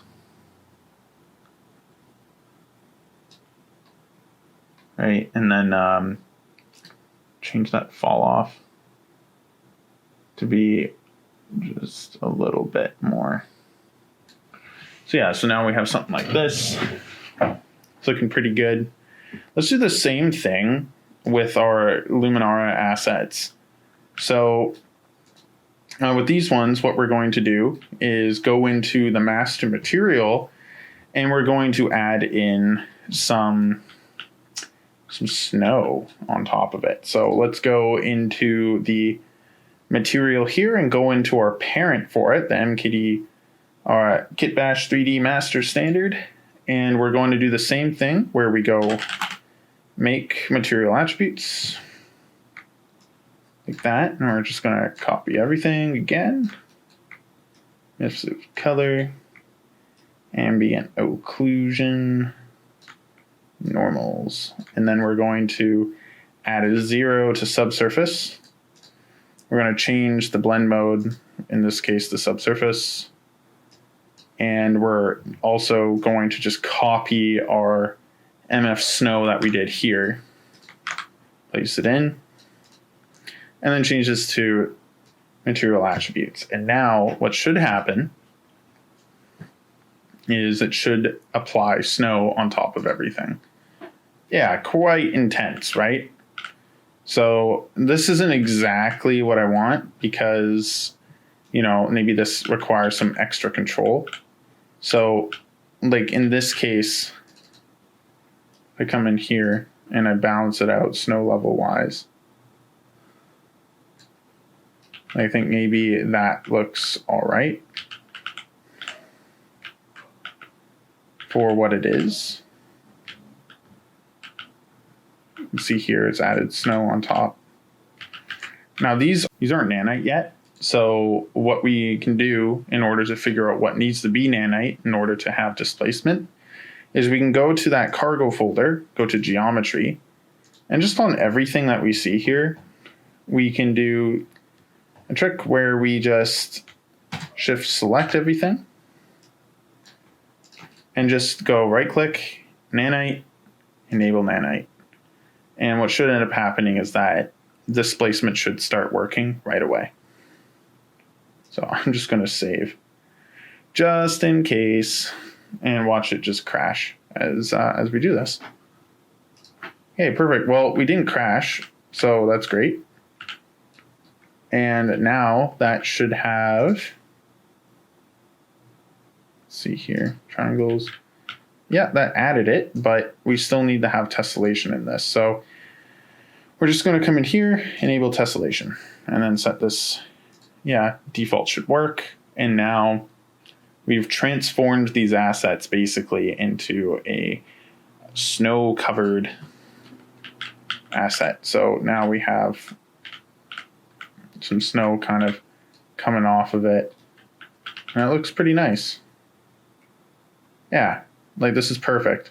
It's exactly what we want. So now we have snow-covered ruins, and we're doing pretty good. Right? We could add some, you know, saturation values to this and change it, but I think I'm okay with how it's looking right now. What I do want to do is I want to focus on lighting now. So I'm just going to delete this first viewport after I do some sorting here. I first really want to make sure that we are keeping clean. So I'm going to take all this as well as our temple pieces. And I'm going to do right click, move to, create folder. And let's call this environment. ENV. Oh, ENV. That's not what I wanted. ENV. There we go. And we can now kind of go in and start creating other folders inside of it. So that way we can have a few organized folders.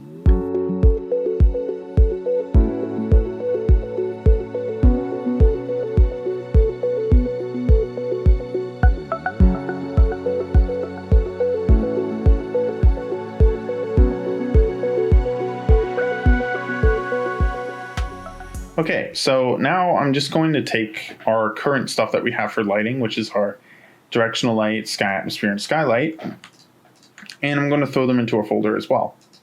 So I'm going to call this one lighting. And I'm going to throw those in.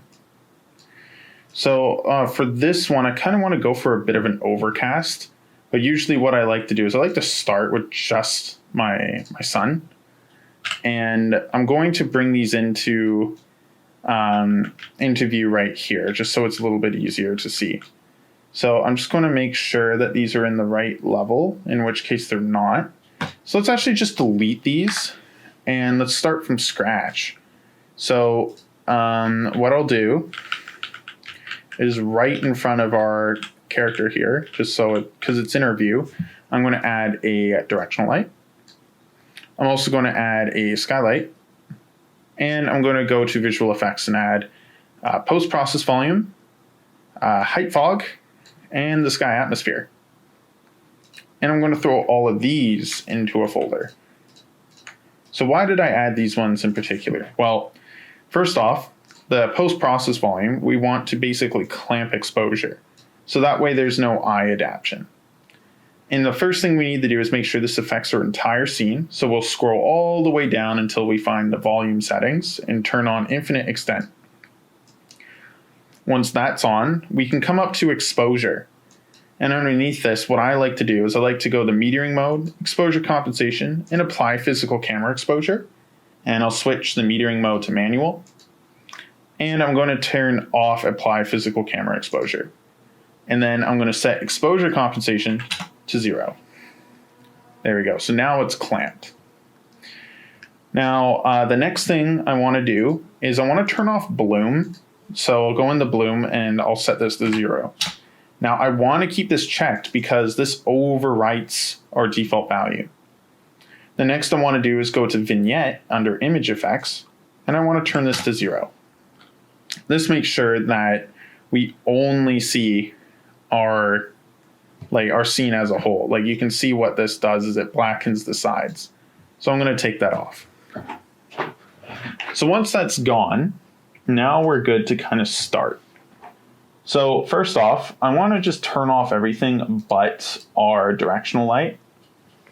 And I'm going to use this to basically find a good position for our light. And I think sometimes having the light kind of come in from an odd angle, maybe just getting the most unique shadows kind of coming in across our scene.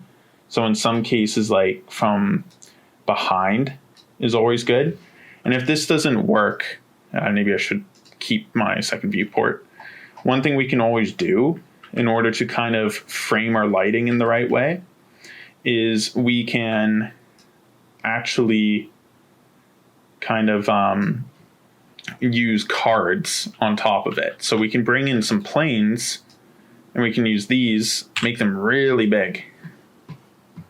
And the reason why is because these can be really good at blocking where we don't want our lighting. So like say if I don't want our lighting to hit over here, too much, or maybe I want this to feel like there is a bit of a shadow kind of being cast across this way, maybe by an unseen light or like obstructor, right? We can do something like this.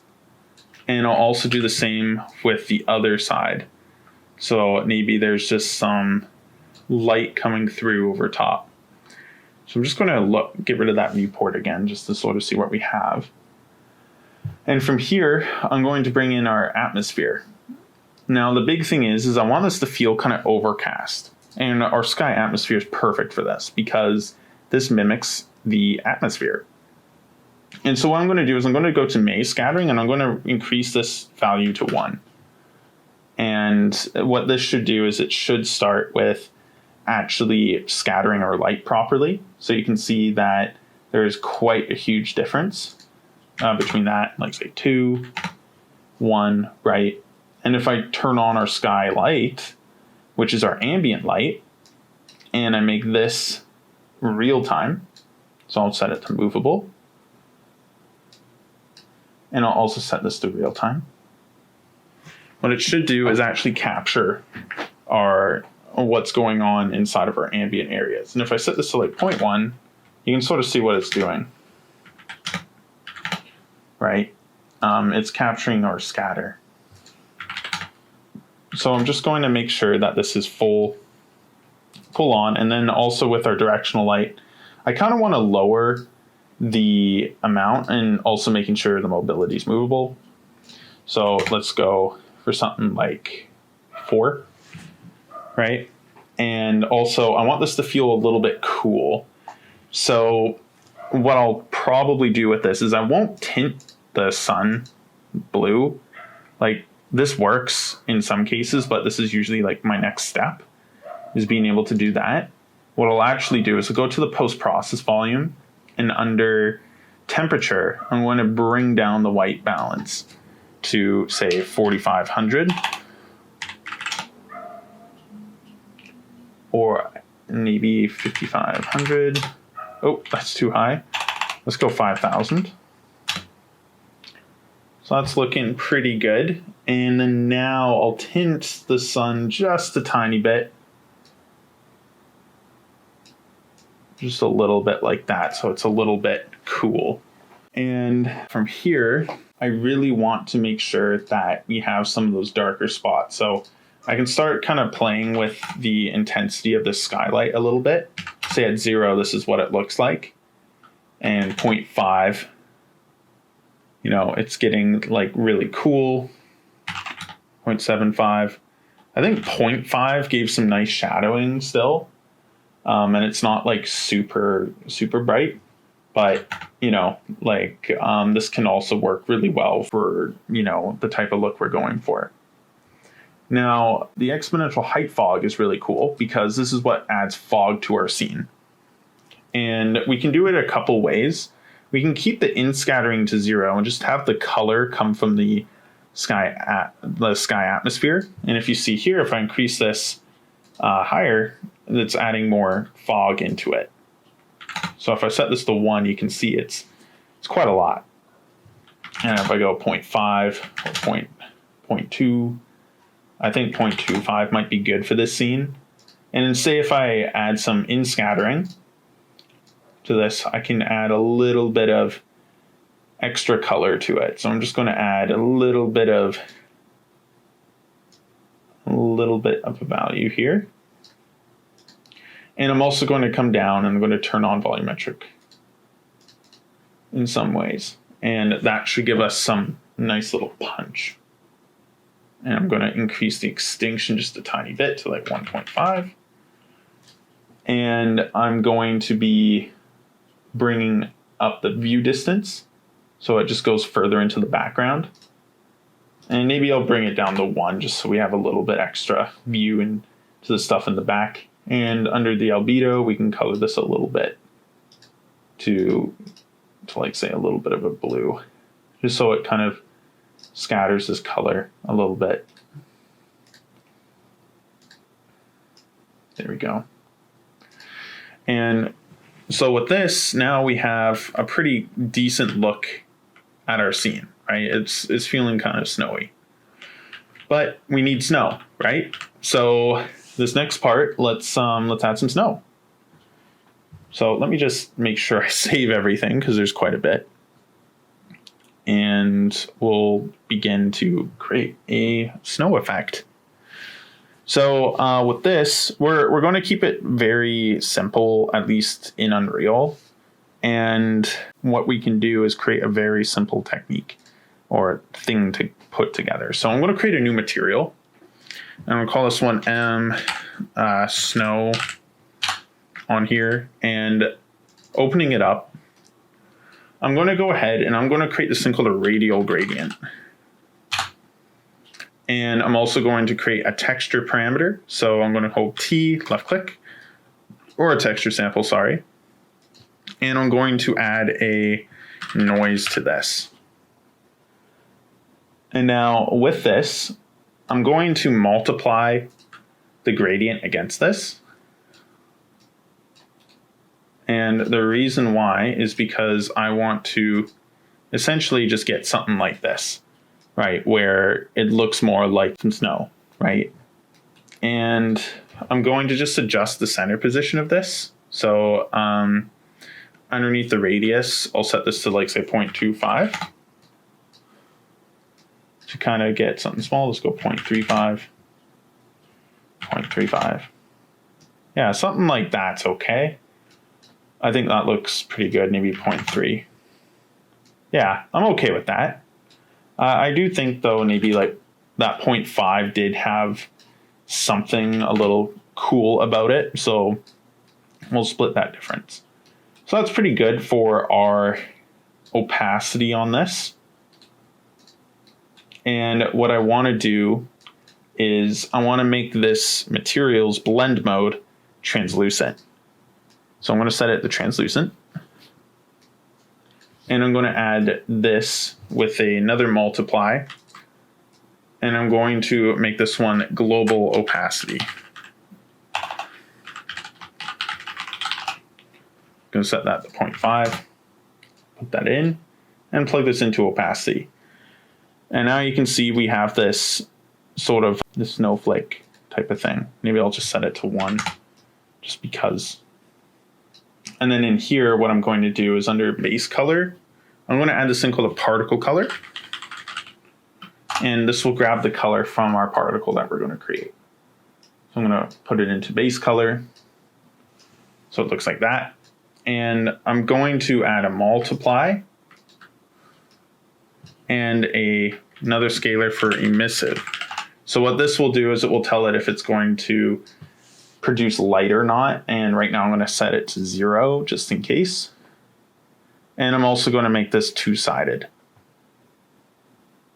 So what this does is it makes sure it projects the back of this. Now that's our snow material. Now let's make the actual snow emitter. So right-clicking, we're going to go to Niagara System. And for this one, we're just going to select an empty. And with this, we're going to hit create. We're going to call this one Niagara System, so NS, snow. And now opening it up, we're going to have this one emitter, right? And what we need to do is add a spawn to it. So we're going to add a spawn rate. And this will tell it how many particles it's going to spawn over a certain period of time. And it's going to ask us to fix a couple issues. So we're going to go fix issue. And we're going to add a spawn rate of say 50 to start. And you can see here in the center that now we have a ball. However, everything's at the center. Let's have this spread out. So under particle spawn down here, I'm going to add a location or a shape location. And instead of a sphere, I'm going to default it to a box or a plane. I'm going to make this plane 1500 by 1500. And now you can see they're sort of spread out like this, right? That's exactly what we want. Now what we want to do is add some gravity. So let's go gravity. So gravity force and do fix issue. And nothing's going to happen because we need to add velocity. And go here. There we go. So what this will do is it will make sure that we have velocity going down. And actually what we want instead of velocity here is we want to go to particle update and go velocity and do solve forces and velocity. And this will make it so that now we have some snowfall. So let's just bring this in. We are going to fix this and make it look way better than it does. Okay, so right now it looks like that. It kind of like snowfall, but that's not enough. We, of course, need to make it smaller. So what we'll do is we'll go to initialize particle, and under sprite mode, size mode, we're going to go to random uniform, and we're going to give it a value between like 5 and 10. And what this does is it kind of makes it kind of small like this. Now, this is falling really quick. So in order to fix it, we need to go to gravity force, and we can just do divide by 2. And this will cause it to go a lot shorter, right? And obviously it's very straight. So what we want to do is also add a curl noise. And what this will do is it will add a little bit of, and we'll do fix issue, It'll add a little bit extra noise if we increase this. You can see here now it's like kind of flowing in a weird way. If I go really intense, you can see it's going everywhere, very much like a blizzard. So like say if I do this, now it's coming around, kind of flying everywhere. That's a little intense. So we'll just go maybe like 350 and see how that looks.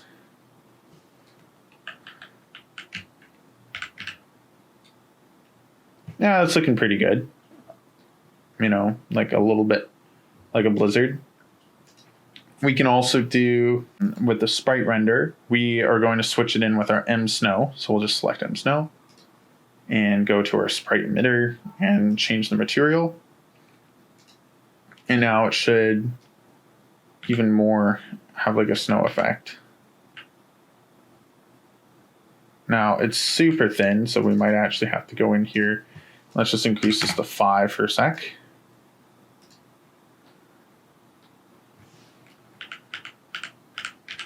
Yeah, there it is. We're going to have to add emissive for sure. So let's just add that. Let's go 1.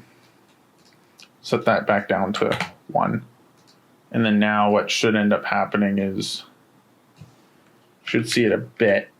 There it is. It's very thin. We could probably add more particles to this because we're only spawning 50. So let's go like 250.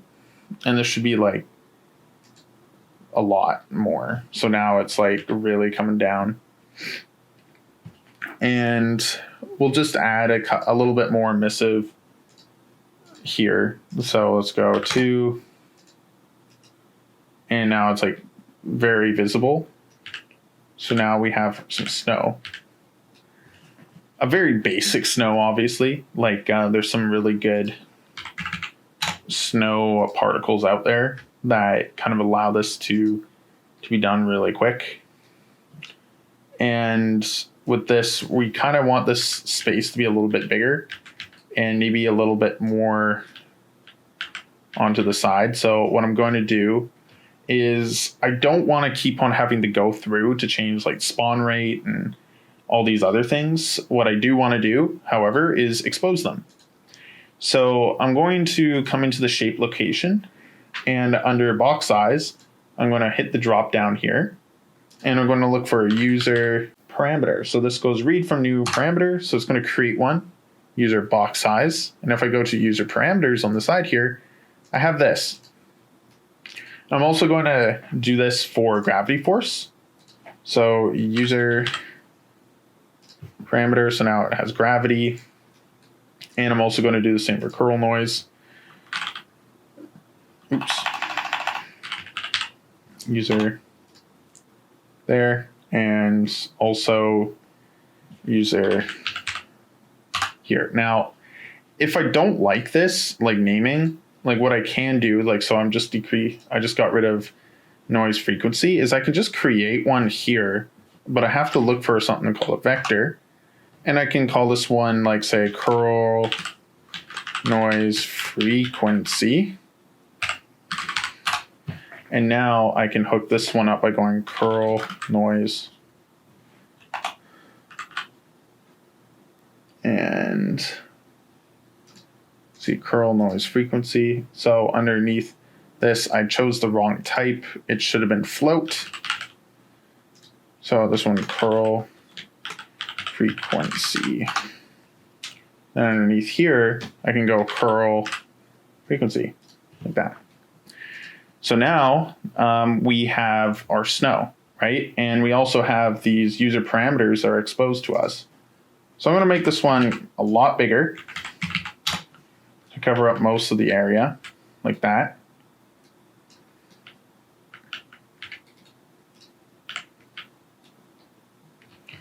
It'll look something like this. This is kind of cool. Let's look at it through our camera.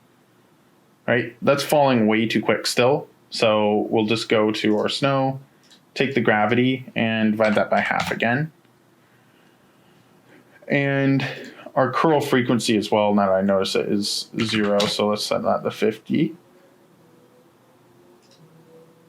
And now you see that our snow is coming down. I still am not happy with the color.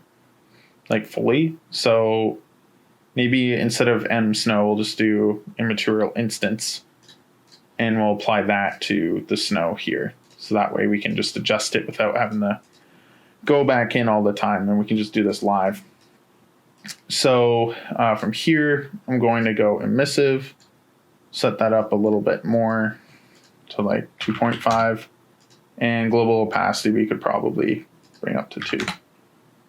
And now we have some snow kind of coming in like that. There we go. So that kind of gives us the snow. Like we need some more in the background, but that's, we can adjust that by not necessarily needing to make this one a lot bigger.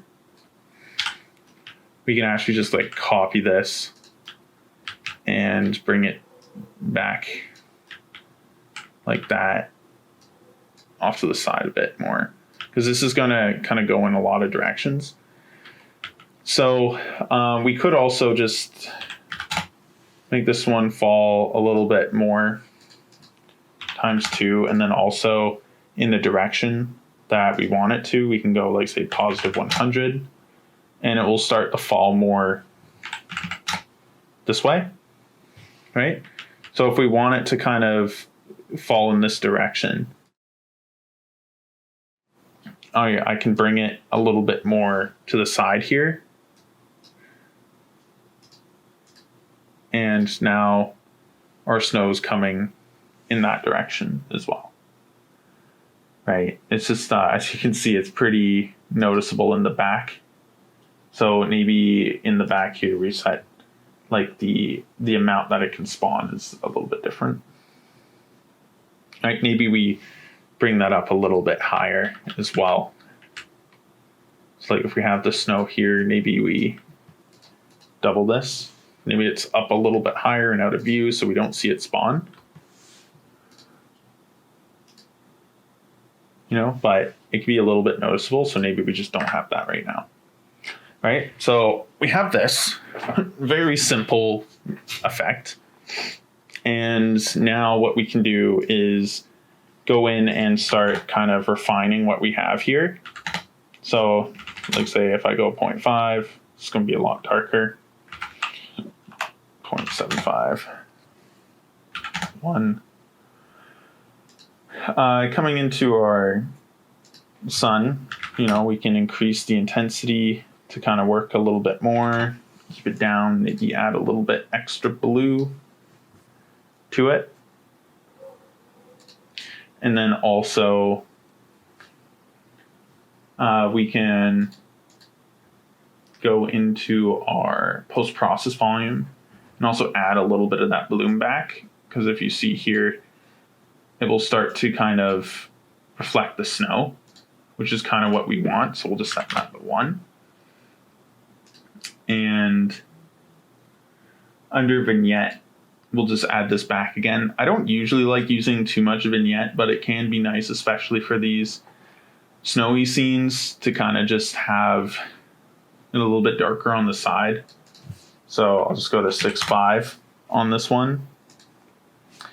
Color temperature is fine. We can add a little bit of tint. So on one side it goes a little bit green.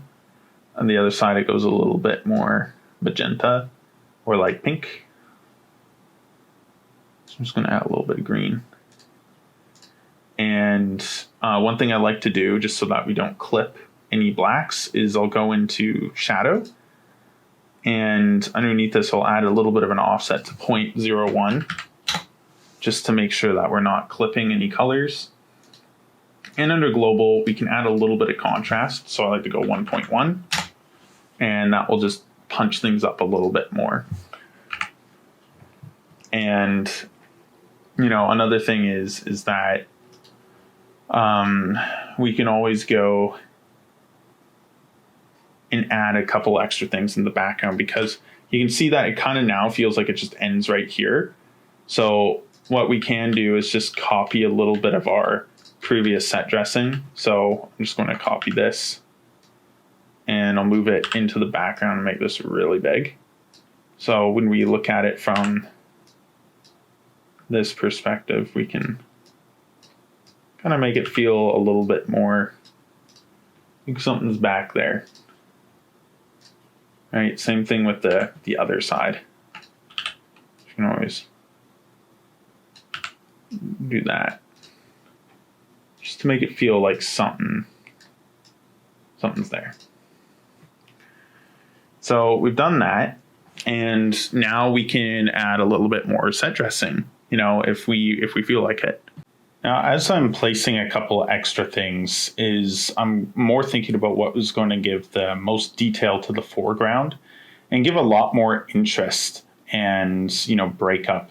So it's not like it's completely flat, especially close to the camera. So I'm just adding a couple extra meshes along the way. Also trying to figure out some interesting elevation, just break up. So it's not like it's just completely flat.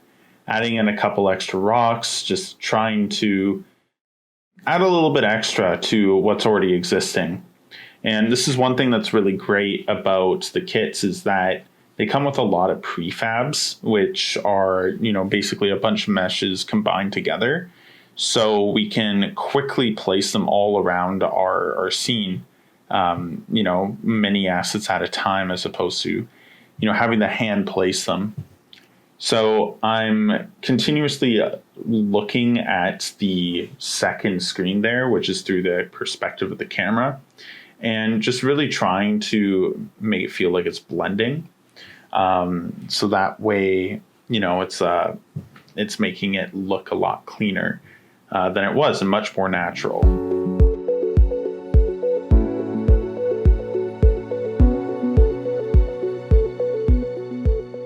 All right.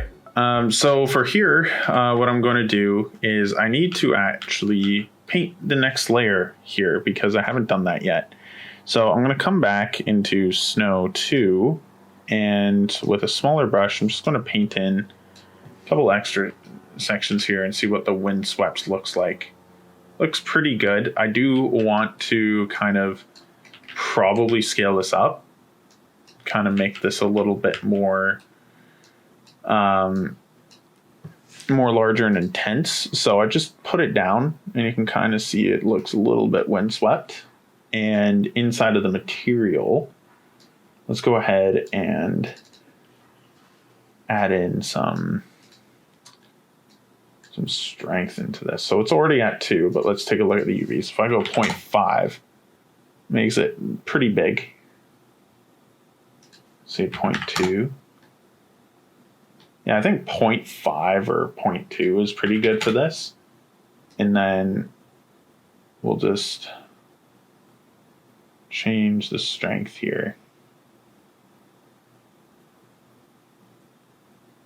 Something like 2, 1, 1.5.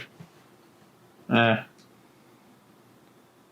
that's looking pretty good. And it's also blending pretty nice, which is good. So it looks pretty good on here. And everything else is looking pretty good. Let's just lower this and see what this looks like. I think that's looking pretty decent, honestly. I do think maybe we could have a little bit extra type of stuff, maybe over here, or, you know, maybe somehow add the normals to this, because I do think like having some grooves and cracks in, you know, actually being caught with snow would be generally make this look better. So let's look into getting that. Okay, so let's go back into the MF Snow. And what we're going to do is we're going to come up to our in material attributes, and we're just going to pull off of it, and we're going to want to grab the normals. So let's go get material attributes. And in this, we're just going to add, in which case we'll start with the base color. And we're going to switch this to normals. So from here, we're going to basically want to use the normals to essentially be added on top of this. So where it says mask B, I'm going to go ahead and do an add right here. And I'm going to pull off of the normals and bring them in. There you go. And I'm just going to hit add like that. So if I hit apply, let's see what this has done, as if this will help. So it looks like it's a little intense for whatever normal we have here. So maybe what we should actually do is, instead of using just this one, maybe we can actually do another one. So instead of mask B right here, maybe we switch this around. So we'll go here, disconnect this. I'm just going to add, and then we'll add this with our normals. Maybe, or change the normal direction. So let's go component mask RNG. Let's see how this works. And hit apply. Yeah, so that's kind of giving us what we want. Let's see here. Not exactly. I kind of want it to be up. So we'll also grab a couple more things from this, because I don't think like this will fully work the way that we have it. So what I'm thinking is I need to transform this into world space. So let's go transform, tangent the world space, and we'll do the add before this. So we'll do it like that. Let's see how well that turns out. That might do better, but we'll see. There we go. That's exactly what we want. We want it to only show up on top. That's perfect. That's exactly what we want. And it's adding some nice detail into it. Now, we obviously want to control the intensity of this. So we'll go ahead and under the mask, before this transform, we're going to add a flatten normal. I'm going to put the normal into the normal slot. Then under flatness, we're going to add a 1 minus, and then we are going to set this here inside of our material parameter collection. So let's go there. Side here, we're going to add another one. Here, and snow normal influence. Let's do that. So we'll start at 0 for now. But when we add this in,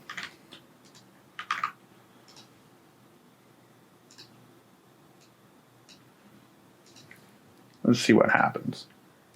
So it's going to start with none, but we'll just raise this up. So we just have a tiny bit. Like I don't want it super intense, because in some cases this will look kind of weird. So now that we have this is a pretty good spot. We may want to add a couple extra things, but I think for now this is exactly what we're looking for. So we're going to start with adding in a little bit of a cinematic. In our case right now, it'll just be a camera move. Nothing crazy, but we're basically going to come up here and look at our temple. So let's go ahead and let's create a new folder under Luminara. And let's call this one Cinematics. Inside of this, we'll right click. And under Cinematics here, we're going to create a new level sequence and call this one master underscore secrets of Luminara. There we go. Let's call it that and open it up. And we're going to add in our camera. So let's go ahead and inside of this, let's add in our camera. So just drag it in and it'll create this timeline track. Now this is really cool, and we'll give a little demonstration of how this works. So inside the sequencer, this is where we're going to be able to animate things. And we do that by placing values at certain points across our timeline. So like say if we have a cube and we wanted to move this cube from here to the other side of the screen, well, what we would do is that we would basically record its position at say 0. So let's just do that right now. Let's add this cube in by just right clicking inside of our little outliner here, going actor to select to sequencer. And now it's in, and you'll notice it has a transform track. And if we hit one of these buttons here, which says add a new key at current time, it will store the information of where it is, both the location, scale, and rotation. And if I just bring this forward and then move to the other side and do the exact same thing, now you can see that there's this line connecting the two. And it's basically going to change the values over time of our cube going to the other side. And this is really cool because this allows us to do quite a bit. That also means that we can do color changes, light intensity changes, all those type of things. So there's quite a lot we can do here that otherwise we'd not be able to do without the sequencer. And we're going to do this with the cameras. We're basically going to use the camera to sort of trudge forward and then look up at our little shrine here. So let's go ahead and do that. We're going to just delete our keys for the cube and get rid of the cube entirely. And for the cinematic camera, we're going to start in this position, maybe a little bit back. So I'm just going to unlock it for the time being and start maybe back here. And we're going to keyframe, and then we're going to move forward a bit. Let's go like right here. And then let's just take this like red and extend it out just a little bit. Same thing with the Cine camera actor sequence here. We're going to grab that and push it forward. And the reason why is because if that's not there, it's going to end up causing us not to be able to render properly. Now, this is going a little quick, right? But we placed the keyframe that kind of moved forward and caused the camera to look up towards our little monument here that we created. Now, for this, if we extend this a little bit further, right, we don't really know how long this is because it's all in frames. So let's do a couple things, and including changing our frame rate, because we want this to be at sort of a cinematic quality, and usually at 23.97 or 24 FPS is where we want to be. So I'm going to switch it to 24, and I'm going to go down to show time as, and I'm going to change it to seconds. So the reason why is because I want to extend this to about 12 seconds long. There we go. And I'm going to take this end piece and I'm going to move it to maybe 10 seconds. So that way we kind of have we hold it for a little bit. And I'm going to extend that first part to 6 seconds, maybe 5. So we have a nice slow build up. And then right here, it looks like it picks up a little bit too much. So what if we just delete the transform of this middle right here? And what this will allow us to do is sort of have this same speed here, and then it will start to turn up like that. Now I think that works pretty good. Now, is this a great cinematic? Not really, right? There's a couple things extra we can do here to make it feel a lot more natural, and we're going to do that right now.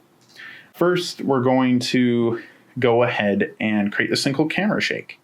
So inside of our cinematics folder, I'm going to right click and I'm going to go to blueprint class. And instead of creating anything up here, I'm going to go to all classes and I'm going to create a cinematic camera shake shake, and I'm going to get camera shake base, and I'm going to call this one shake walk. And we're going to call this shake walk. Sorry, it was just saving. So shake walk. And in here, what we're going to do is come over to the camera shake pattern and select wave oscillator. We can also go Perlin noise. That one's also pretty good. And just to kind of demonstrate what this would look like is if we open this up and we add this camera shake to our cinematic camera by going to the plus symbol, camera shake, shake walk. So we just added in some camera shake. I'm going to bring this to the forefront, just kind of extend it past everything. And I'm going to just make sure the timing duration is a lot longer to maybe 13 seconds, 14. And throughout this, we don't see anything just yet, but if I add some rotation amplitude to 1, we'll notice that it will compile if we do that. And now you can see it's adding just a little bit of a shake as we go through this. And it's very subtle, but it adds quite a bit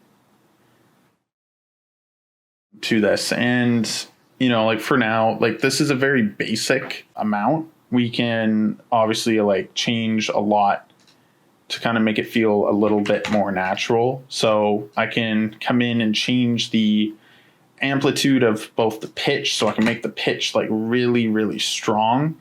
So it goes like up and down like we're walking. Right? And then, or I can say, take the roll and do the same thing. So that way it's like almost like we're kind of wounded or something walking around, right? So what I can do is I can have shake walk as well. And I'm going to have that kind of sort of start timing out around the end. So I can take the time out duration here, or the blend out, and I can make this one a lot longer. So what this will do is it will make it so that way when we come in, it will start kind of to settle. And then I can also have another camera shake on top of it. So I'm going to make another camera shake by just duplicating this and do idle. And I'm going to, instead of having some intense movements, I'm going to just set the amplitude back to say 0.5, 0.5, and 0.5. And I'm also going to increase the blend in time with that, and then just set the blend out to something smaller. So when I add this in, let's add another camera shake, idle. And let's see if we can move that down. I don't think we can. But I'm going to have it blend in a little bit. So like as this one blends out, it will kind of blend into that one. So let's extend that a little bit more. So that way as we stop, it will kind of go right to the other one. So that's pretty good. I think that's okay. And yeah, there we go. We're almost ready. I actually want to do a little bit extra to this, right? I feel like we could push the lighting a little bit better, more than what it is right now. And we're going to do this by adding in a whole bunch of local lights. So I'm going to go do that, and then we'll talk about it as I go.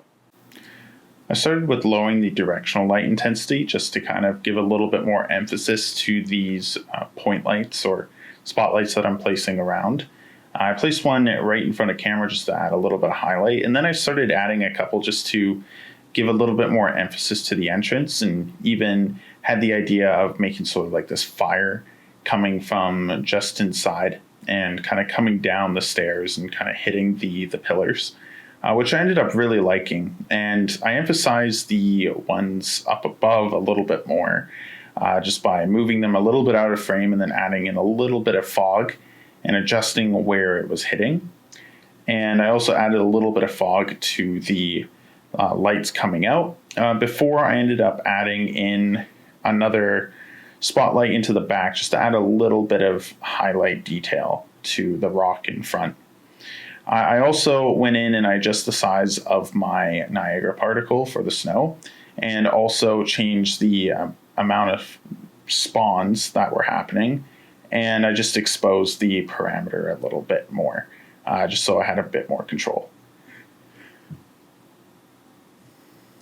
Okay, so we've added a couple extra lights here, but the last thing we need to do is just name them so that way we kind of know what's happening. So I'm going to go in and name these spotlights to kind of something that is a good representation. So since this one is more of a, just like a throw light, I'm going to call this one LGT for light. I'm going to give it a name that represents the type of light it is. So it's a spotlight, so I'm going to call it spot. And then I'm going to call it throw _ 01. I'm just going to copy that name. And I'm going to give it to this back one here, which is doing just a tiny bit, to add a little bit of light into the background. So we'll call it throw 2. I'm going to call this one throw 3, throw 4. And this final one here, I'm going to call these two fire throw, because that's what they are. So I'm going to copy that name and go for this other one. There we go. And let's throw these into the lighting folder. Just like that. There we go. So we've done that. I'm also going to throw these extra rocks that I had added in here. Perfect. And now what we need to do is make sure that any interesting things that are hidden or in here are gone. So it's looking pretty good so far. There's only one thing I want to do, is that I don't want these particles to basically just turn on during the render. I want it to already be going. So what I'm going to do is I'm going to make sure that I add these particles to our timeline. So I'm going to go actor select, actor to select to sequencer. Once it's in, I'm going to right click on it and go Niagara component, or hit that plus symbol, sorry. And I'm going to, on the Niagara component, hit the plus symbol. And I'm going to bring in the timeline. Let's see here, which one do I want? Or the life cycle here. Well, let's see where that is.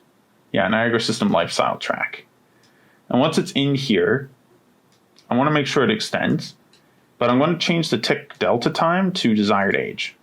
And what this will do is it will make sure that whatever age it's at is where it will be in the sequencer. So say if I hit play here and I pause, you see it stops moving. So if I go to the start, has the snow already been going for a while? So now you can see it will continue. And now the thing is that I only want this to be affected by the light for the most part. So let's go ahead and change the material just a tiny bit. So because we added a emissive, let's just close that. It's going to stick out like a sore thumb. But if we lower this something a little bit more, maybe 0.25, it'll still be there, but when it plays, it's going to be a lot more subtle. Maybe a little too subtle. Let's set the intensity to 10. Yeah, so we can kind of see it. Maybe 0.5 on this. Because we don't want these to be super noticeable. I think that's okay. Something like that. And then I'll also just drop the view of this quite a lot. So now we have some very subtle snow, right? It's not perfect. We did this really quick, but this is good. So now that we have this, we're essentially good to render. I think this is looking pretty good. So I'm going to go ahead and I'm going to make sure that I have the movie render queue installed. So I'm going to go to Window. I'm going to go to Content Browser, no, Cinematics. And I notice I don't have it installed, so I have to go into Edit, Plugins, and under here I'm going to look for the movie render queue. And go movie render queue and additional passes. Yep. And do restart. So I'm just going to restart it and pause the recording. Okay, we are back. And now I'm going to be able to actually launch the movie render queue. So there are two ways we can do it. We can do it by selecting this little slate right here, in which case it will open it up. Or we can come up to Window, Cinematics, Movie Render Queue. And once it's open, let's take a look here. We have our job, which would be the sequence that we want to render. In this case, it's Secret of Luminara. And we also have our settings that we can use to basically control the quality, as well as the output directory. We can add new sequences by hitting this Add Render, but currently we only have the one. And on the side here, we have some job description stuff. What we want to do is create a new config file. So let's open this unsaved config and take a look at what we got. So we'll open up to the output. And this output is where we control basically where it's going to go, as well as resolution and everything like that. So in here, there are a couple things we want to do. First, we want to obviously know where we're going to be saving this, but also set ourselves up so that way whenever we go to repeat this step, it will automatically go there. And this will also go with any other render we do. So let's choose a directory. I'm going to hit these three dots here. I'm going to go under Unreal Projects and under Luminara, this one right here. I'm just going to probably make a new folder right here. And we'll call this one Luminara Renders. Yeah, let's call it that. And we're just going to hit select. And now you can see it's at that path. Now, what's going to differentiate this from just manually doing it is that we're going to add another backward slash as well as some brackets. And we're going to utilize these format strings down at the bottom to basically tell it to make a folder based off its sequence name as well as the version that we have. So I'm going to do bracket sequence underscore name, bracket for closing it, backslash, another bracket, and then I'm going to type in version and then close bracket.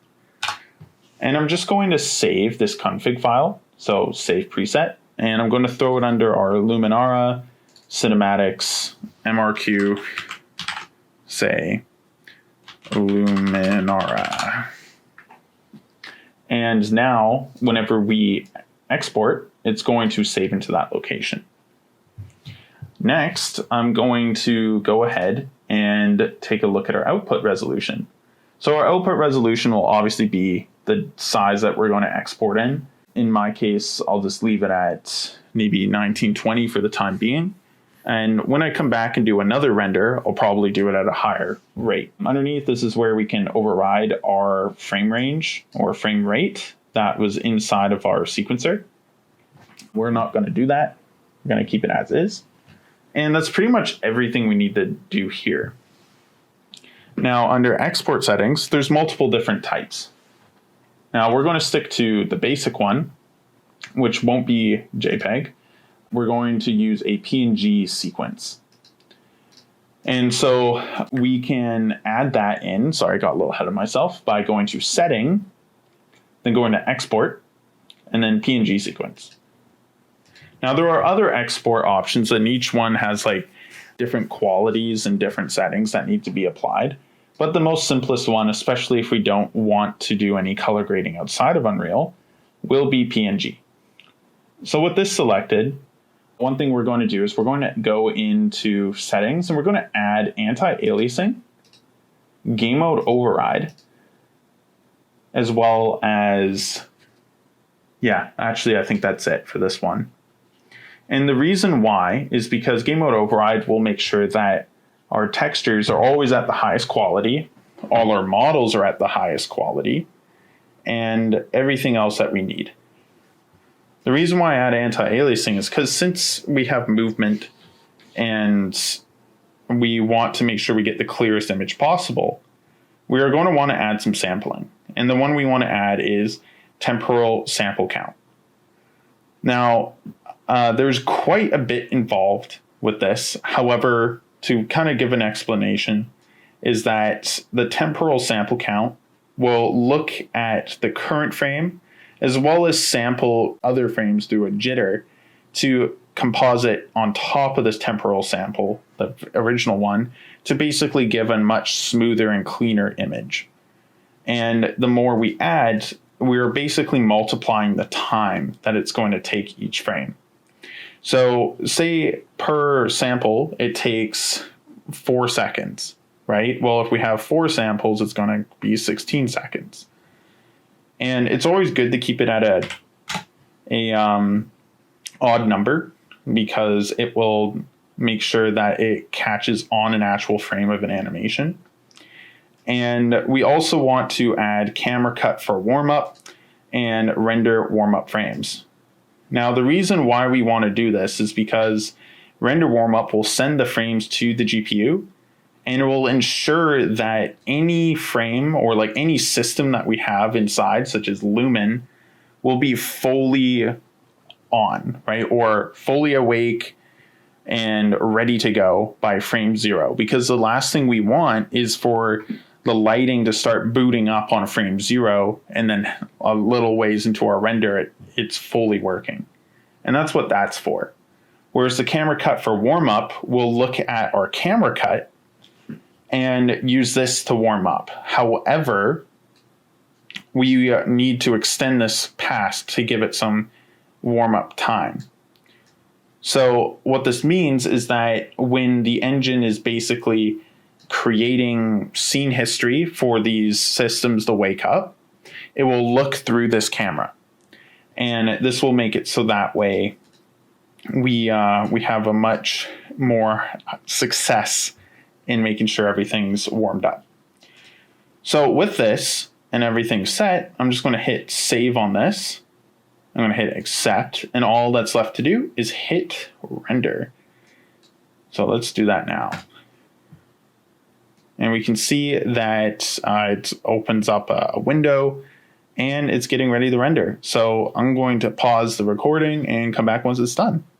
Okay, it is finished rendering. So all we have to do is load it up into some sort of video playback, right? Or a way of being able to view it. In my case, I'm going to be using DaVinci. So I'm just going to load that up. Okay, in DaVinci, I'm just going to go to the third tab here. And I'm going to navigate to my files. And I can do that by just selecting the output.